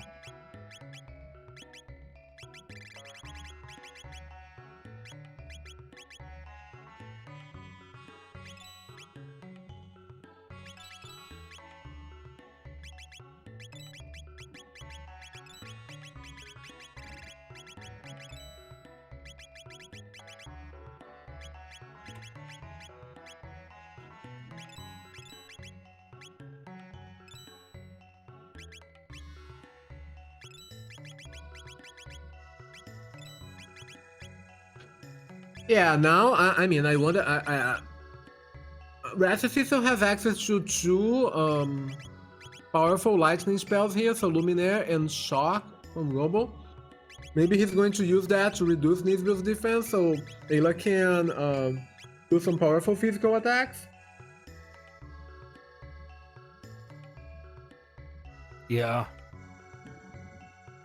Well, Volt Bite here is interesting because it's not going to do the damage, but it's considered a lightning attack. But it's partially, I mean, it's not necessarily. I think it's pure lightning. No, pure physical, I guess. I don't know.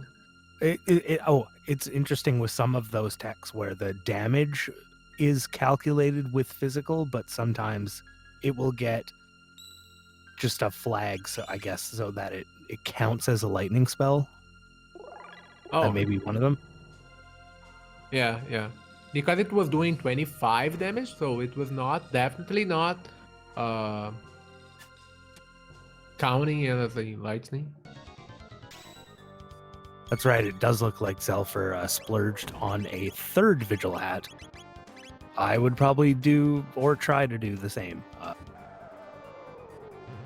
It's great to free up that accessory slot so you don't have to wear an amulet in it, and having status protection during the Lavos sequences, it's indispensable. You definitely don't want to be caught with none. One piece of status protection gear is great to have, but if you have 3 status protection helmets, it's like the best. You can put on any accessory you want. Gold earrings, gold stud, whatever you find.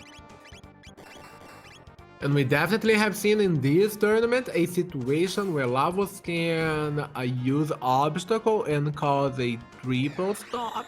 Yep, we have seen that and now. Make you reset the game.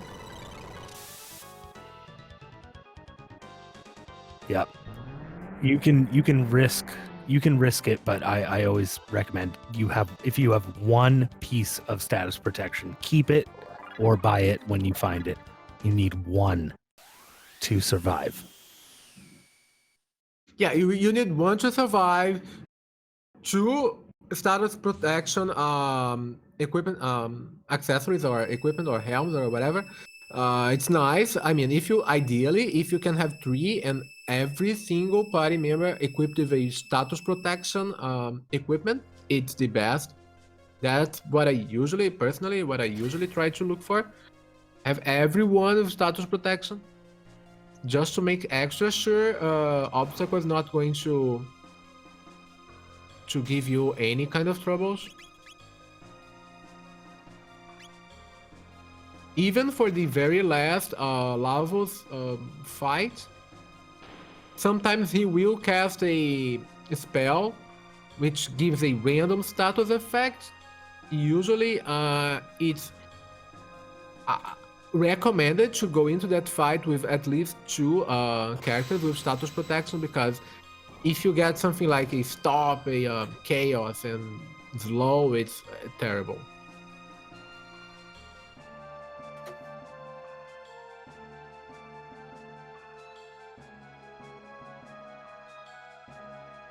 Yeah, so Xelpher here, he has actually reached a spot in Ocean Palace where he could decide and grind. So by using Dark Matter here, he will be one-shotting everyone. If he's at level 25-ish, I guess, 24, 25, Dark Matter is able to one-shot everything. And this encounter gives him 2600 experience points and 80 tech points, which is the best grinding spot, but he is already at level 31, so he doesn't need that. He can unlock all the extra attacks with the normal encounters now. Oh, and sorry, Kaio, if we missed your question there. Yeah, the character locations are randomized based on kind of generally where you would find them in a vanilla version of the game, just playing the regular game. There's a couple differences. You start with 2 random characters at the very beginning, and then you will find your 3rd in the cathedral, 4th in the castle, and 1 in Protodome, 1 in Dactyl Nest, 1 at Frog's Burrow. So those 7 locations are where you're gonna find your 7 characters. Yeah, the only vanilla location which you unlock a character and you don't here in the randomizer is at Dark Ages, where normally you'd fight Megas and unlock Megas. That's not a character location here in Jets of Time. Yeah, instead you kind of find, you find, there's a repeating spot. I can't remember what it is right now. I'm watching Xelpher grind this out, and he's obviously waiting for... A repeating spot? Does he have Uzi Punch yet, or Triple Kick? Yes. He does. He does. I don't know. I don't think he has just done the grinding fight once, so he's not grinding at all. He's at level 32 now, so it's more than enough for Lavos. Yeah, and that would have been easy to predict just based on our late go mode time. If you're getting go mode, a couple hours in, say, you may not have to grind that long there. But if you get a really early go mode, if within half an hour, you're going to be looking for places to grind. That's the best in the game, and you want to get up to, that's close to level 30 or level 30. It's like Xelpher is pulling out that Dino Tail strat. Love to see that. Yeah, so the option here, by having access to an item called the Gold Earring, he can just make Ayla's HP go up, in a sense that it's almost near 1,000 now.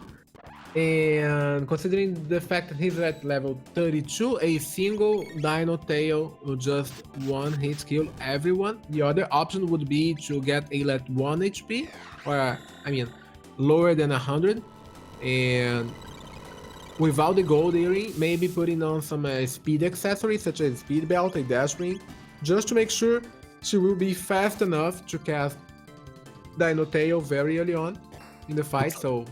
Looks like he's not going for pure Dino Tail strats here, though, which is fine, especially against this first fight. You don't need it, but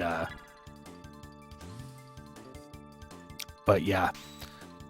I felt silly almost saying he had Dino Tail strats when he had 450 HP, but that's why, because he's wearing a Gold Earring. But if you have like a good amount of speed on Ayla, and if she has the most speed in your team, that's kind of what I go for when I come in here.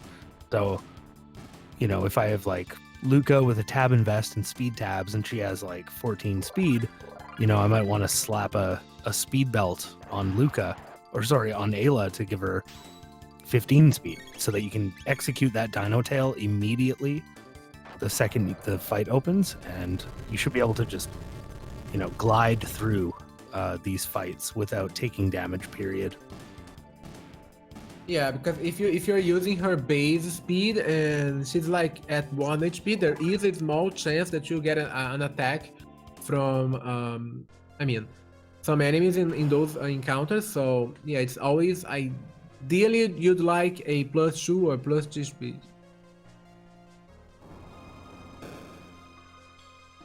Yeah. Xelpher nailing the skip here, so there is a skip that you can perform to avoid this battle.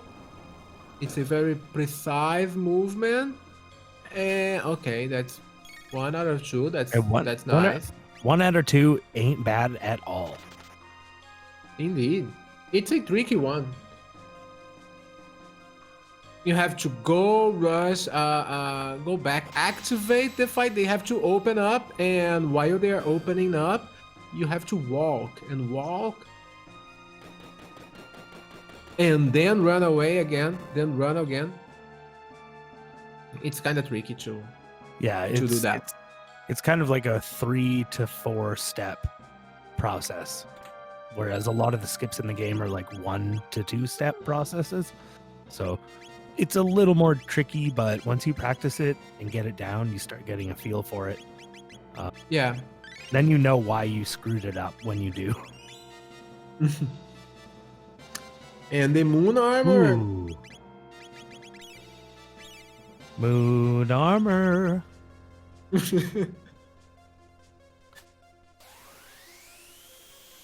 Yeah, moon armor is a decent find. I mean, the +10 magical defense and a very high base defense makes it one of the best armors in the game.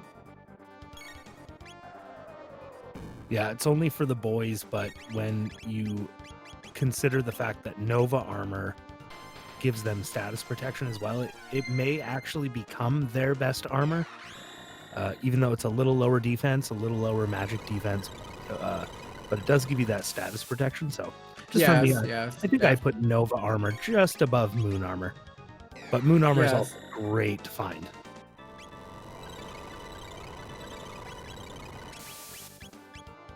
Yeah, we see Xelpher doing the same boogie strats he did against Mother Brain.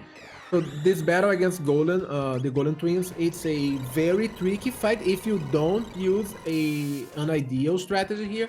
Golden will always attack with the same, whichever element you attack, you hit him with, he will attack with that element. What we are aiming here is to use elements that we have some kind of elemental protection, elemental absorption armor on. For example, if you have Black Fast, it's equipped on everyone, so you can just use Dark Matter. If you don't, they will counterattack with a AoE shadow attack, doing more than 200 to 300 damage, and you can actually get hit from both of them doing that AoE attack. So it's better always try to make sure your final attack when you have your turns be fire or ice, because fire or ice, they will both be only single target attacks from the golem, so it's much easier to heal from. If you finish with lightning or shadow, they will always be an AoE, so doing a lot of damage, it's kind of hard to recover. Yeah, but Xelpher, of course, used my favorite strategy, I think, which is just boogie.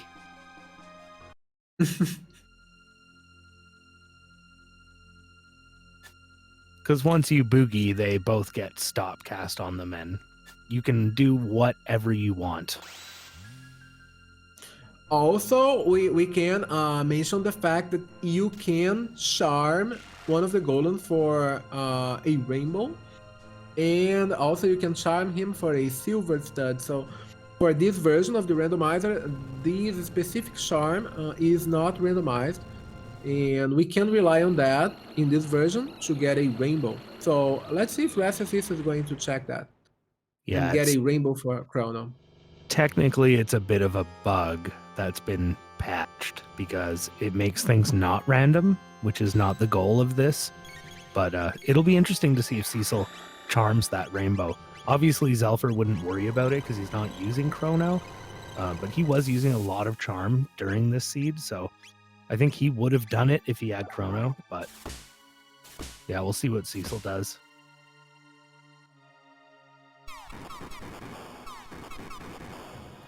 Yeah, so Lavos phase 1, he will cycle through several types of attacks. So the first one is Destruction Rain from the Heavens.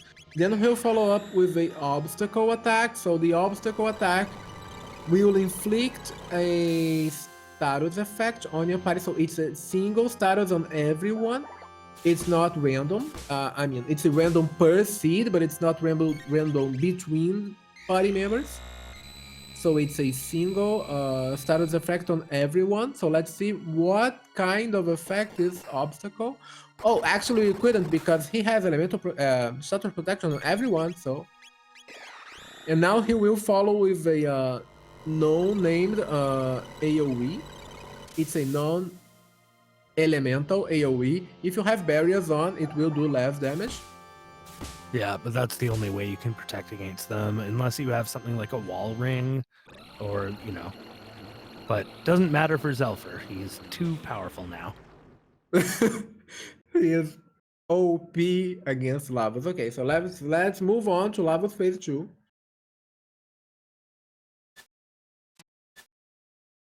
This is also a very tricky fight, so Lavos phase 2 will always start. So you can I don't remember ever getting the chance to attack before him using his laser, the powerful magical nipple laser attack. Yes, I believe that is the official name, by the way. It has been nerfed a little bit from the original game, where it can do just an absolutely insane amount of damage and wipe your whole party if you're not ready. You need to be like over level 45 and maybe with some protection. It's going to do a lot less than that, but we still have to be really careful here.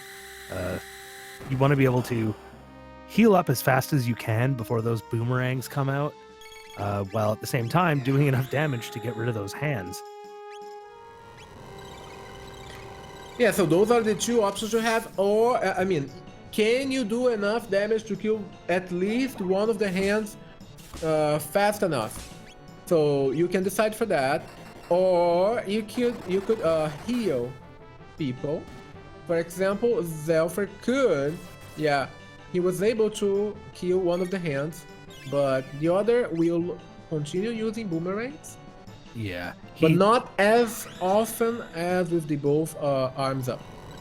He definitely took a bit of a gamble there and kind of lost, but you know, at the end of the day, at least he only took one boomerang and not two.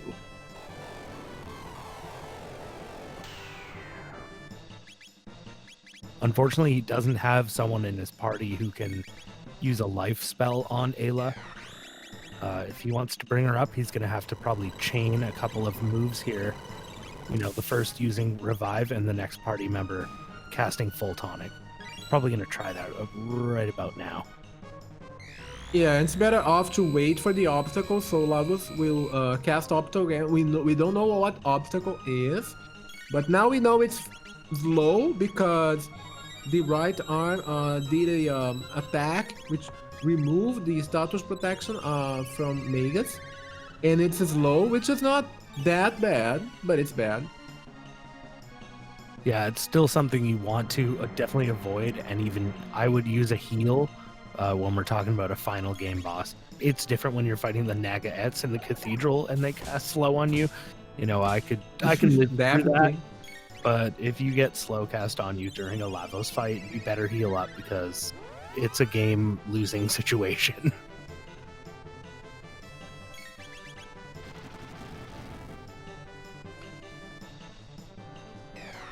Yeah, after the flame battle attack, which was this single target fire attack, he will follow with a very powerful AoE attack and doing somewhat about 400 damage. But he is quite safe now. He will not get any of his party members wiped from that attack. Yeah, Shadow Doom Blaze. Shadow Doom Blaze. Whenever you see flame battle, just heal everyone. Exactly. Flame Battle is the sign that Shadow Doom Blaze is on its way. And despite its name, it does not hit you with fire damage. It's non-elemental magic, so red mail won't help you, but a barrier will. Yeah, it's Shadow Doom Blaze, but it's not a shadow attack either. Yeah, or a Shadow. Blaze, Shadow, they're both in there. There's flames.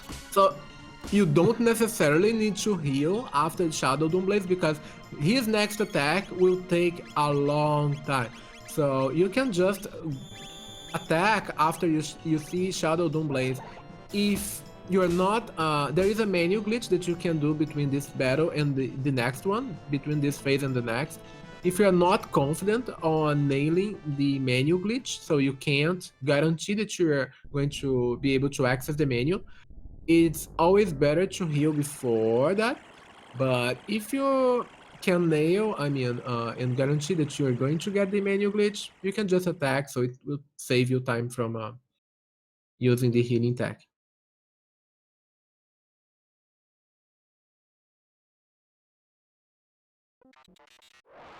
Oh, I was gonna say as well during that fight against Lavos 2, when you oh geez, I'm distracted now. Sorry. Raster Cecil is trying to catch up here. If Xelpher fails this, which you're not supposed to ever say something like that as a commentator, but I have already done that. I messed up. We've seen plenty of wipes to Lavos during this tournament. This is the only thing that could even up the race at this point. Xelpher is so capable, though. I highly doubt that's going to happen. But Raster Cecil is indeed right on his tail at this point. And this fight is the fight that we have a very huge amount of RNG, so there are a lot of possible patterns of attacks that Lavos core can use. So we just saw an attack from the left bit there that he actually removed a status protection from Magus. So he is going to use a left bit stretch here, so he's going to take that one down so that the right one will reduce his defense so he can actually do damage to Lavos.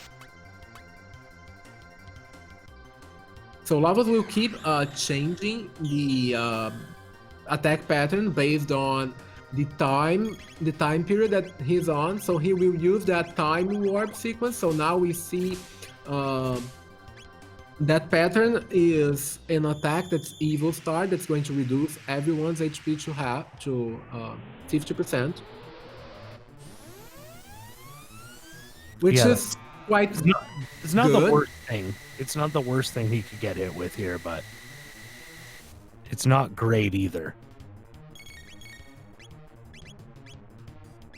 Yeah, so he can heal. He has an option to heal. So we see another time warp. So now we are into the future. So the future is I think it's one of the worst ones because it's a AoE magical attack. It's the ultimate magical attack, and if you don't have a barrier on everyone, that's going to do a lot of damage. So maybe I think it's going to kill Layla if he doesn't kill the center. It very well may kill Ayla. Magus may survive because of his magic defense, and it looks like he's a high enough level now where his HP is, well, it's nearly 500. Oh no, it's almost 600. My bad. I was going to say that when you get to these higher levels, there's a big difference in especially Magus's hit points between, say, level like 33. It is. He gains a lot of hit points during those levels. So that's going to really work to Xelpher's advantage, especially right now. Whew. All right. He is safe. That's always nice to survive one of those big attacks. Yeah, I've seen Dreamless and Grand Stones body wiping a lot of runners. Yep, it's those two main ones that will give you the most trouble. It doesn't even look like he's in trouble. He's recovered already. Well, I do hope that Xelpher can kill this center because the Nano Machine pattern is invading lights, which will attack for about 250-300 damage and cast slow on everyone. So I think it's a very tricky one to survive. Oh, doesn't seem to matter to him though. He took the center bit down, and will not have to eat Awesome. that attack. Yeah.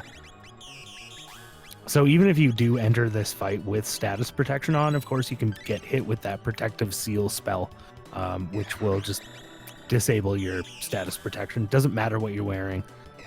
And from then on through the entire fight, well, I'm not sure if it resets if you die, actually, but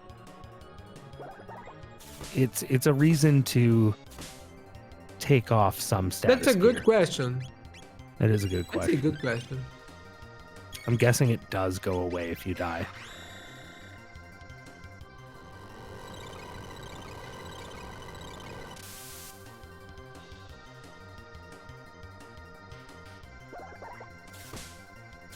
And Xelpher is just, treating Lavos like he's a mess and on the floor, and he's got a mop and he's just cleaning it up.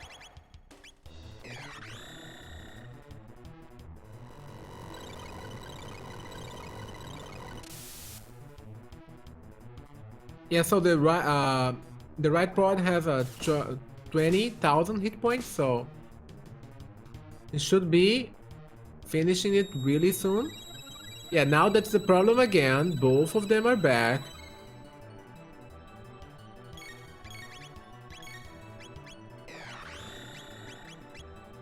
Yeah, he's running a little bit low on MP, but I'm not sure.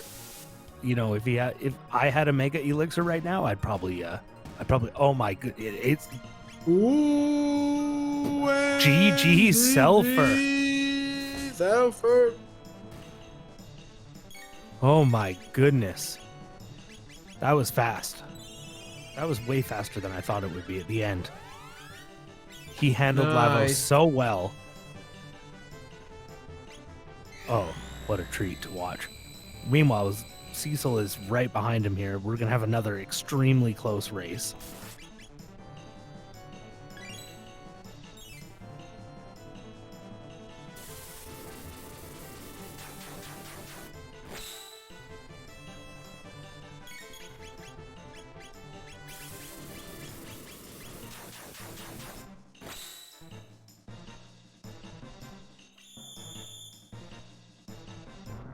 Yeah, so let's see what is going to be the strategy Raster is going to apply here for Lavos Phase 2, considering he has Chrono, Ayla, and Robo in the party now. Looks like we do have Xelpher joining us. GG Xelpher, congratulations on a Game 1 win. Whew. Thank you. Thank you. Also, I'm sorry. You are the one? Yes. What's your opinion about this seed? I mean, 1 hour and almost 30 minutes to find goal mode? Really? Oh man, I can't get too mad at you, Brocky. You rolled a good one, and then you rolled this one. So we'll just say you're in the middle for now. Despite we were talking about this, how many fetches you had to do and how many items you had to get, you both are doing just amazing time on that. It's just incredible to watch. So I'm glad it was incredible to watch, because at first I was feeling okay, and then as I kept on doing check after another check, my confidence kept on waning, and pretty much after Genodome, I was pretty much ready to call it at that point. I was like, well, I don't see it done yet, so I guess we're going to keep on going. Yeah, both why you and you Cecil... decided? So you ask, Moon. Go on. Yeah, why you decided to avoid checking for the extra character in Dactyl's Nest for so long? Because it's annoying. I was like, you know what? I'm just going to keep on getting key items, and we'll just ignore the Prism Shard. And that was the strategy. And then eventually, I got to the point where it was, all right, well, we did Genodome, and that didn't have anything. I either have to do Prism Shard, and I have to find Marl, or I have to do Woe. And I was like, we're not going to do Woe. And, well, Protodome's quicker than Dactyl's Nest, so I went there. The Hero's Medal told me Frog was in the burrow, so, there's that. And so I knew I had to go to Dactyl's Nest.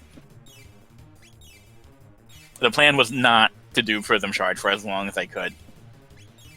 Pretty much right up until it was either that or Woe. And I was like, all right, well, we're not doing Woe. Time to go find Morrow. Where is she? Yeah. Unfortunately for you, Raster Cecil also avoided like searching for extra characters. I mean, he did skip Cathedral. He didn't visit Frog's Burrow until very late in the game, and he also took a lot of time to check for Dactyl's Nest. So that's why it took him a lot of time to find the Ruby Knife. Oh yeah, what was? I don't even remember the Ruby Knife anymore. I don't remember. And by the end of the Ruby Knife was behind Prism Shard. So it was a mega Molly required seed because, for example, the clone you guys found, but the Chrono Trigger, it was behind the Moonstone, and the Moonstone was behind Mount Woe. Yeah, so you would need to do the first card anyway. I really was thinking about that. I was like, if the Moonstone's at Prism Shard, then that's okay, because I could just do the moon. I could just do that right away then. But if the Moonstone is at Woe, and I go over to Woe, I will cry, and no one will hear me cry because I won't be on stream. But I will be crying. So I was like, let's just not do that. Yeah, and your party decisions, I guess it was based on the fact that you didn't have to unlock Magicka at all. Was that true? Yeah, I was like, all right, we have the no magic team. I never have to worry about it. This is gonna go great. And well, if my no magic team could have learned magic a little quicker, aka Magus could have learned his AoE moves a little quicker, that would have been nice. Yeah. But, the whole time I'm like, Magus, please learn one of your two good ones that for AoE so I can start doing things. Pretty please, sir. Please. And no. Indeed, it took him a long time to learn Dark Mist even. I remember you getting the fight against the Rebels just to get some extra tech points in order to learn some magical AoEs faster from Magus. That was unfortunate. Usually, yeah, we tend to find some very good AoEs very fast for him, but not in this case. Oh man, so many things I had to do to grind just to get a couple TP points for the next point. I even took that fight in the forest just to get Ice 2 for the desert too. Yeah, and also, I mean, we were amazed at how efficiently you did the skip at Genodome. That was really nice. Oh, really thank you. Thank you. I've been practicing that one a little bit. So that's why that happened. I need to practice that myself because that's amazing. That was really nice. That may be the first time we've seen someone try that during a tournament race. And you pulled it off on your first try, so that was incredible to watch. Yeah, thank you. I do have a question. Do you feel like you did the right thing by saving Fritz? Of course. I mean, listen, I'm easily bribed, and that's really all it takes.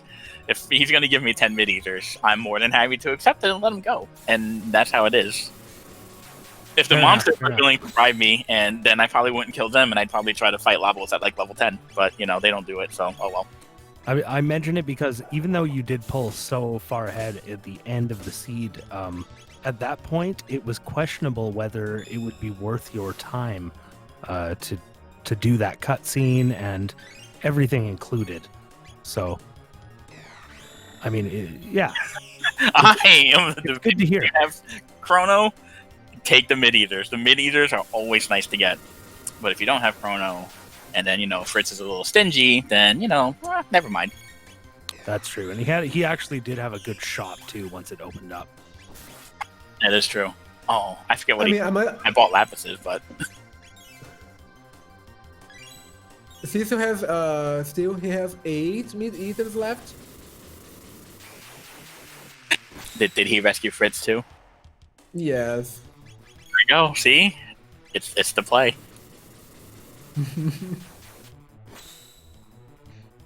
I'm not so sure about that myself, but then again, I got knocked out of the tournament long ago. Of course, we are, just in case anyone's coming in late, we are in the bronze medal matchup here. It's game 1 out of 3. It's best of 3. Xelpher has won game 1. We're going to go to game 2 on Saturday at the same time. And it's sudden death for Cecil in that game, but Cecil could tie it up too. We could go GG, to Raster game 3. Cecil. He nailed it. Whew. GG's to Raster Cecil. Whew. This is certainly not a kind seed.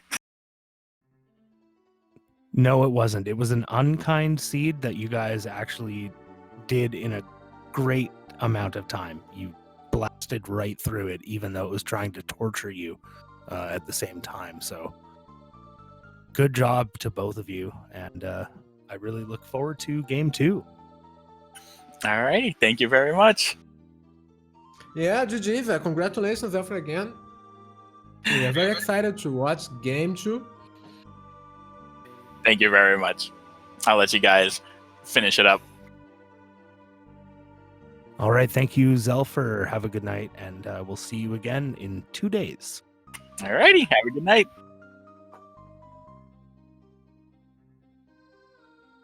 Well, Moon, it's been a slice. Yeah. Hello, Cecil. Yeah, it was another close race. Very long seed. Mar required. What did Xelpher do to gain time? So yeah, Prakia, tell us the differences. It nailed down to Xelpher did not do the Xenon Bridge. He didn't do did Xenon. a faster Genodome. I feel like he may have started to gain momentum when he got Magus into his party, and Indeed. that just increased his kill speed. And I think at that point he started gaining momentum. Yes. Yeah, I guess that was it Cecil's because right. the only, yeah. Cecil's right. It was almost 100%. Yeah, Moonstone was locking the Chrono Trigger, and you'd have to do Mount Roll for that, so... Yeah, also he didn't unlock magic, that's a good point. So he went with Ayla, Magus, and Robo. So he saved time by not unlocking magic. And by unlocking Dark Matters, so it was faster for him to kill the remaining enemy encounters, I guess, and they skipping bridge, and then he nailed the conveyor skip in Genodome. I think it was the main difference that we saw. All right, I guess that's it for today. We are very excited for match 2. Yes. Saturday, same. Thank you. Same bat time, same bat channel. Thank you all for watching. Yeah, we'll see. Let's see each other for the game 2 on Saturday. Thank you all. Have a good night, everyone. Thank you, Moon. Thank you, Racers. Thank you, Procky. Thank you, Speed Gaming staff, and thank you, Brooksley, for tracking for us.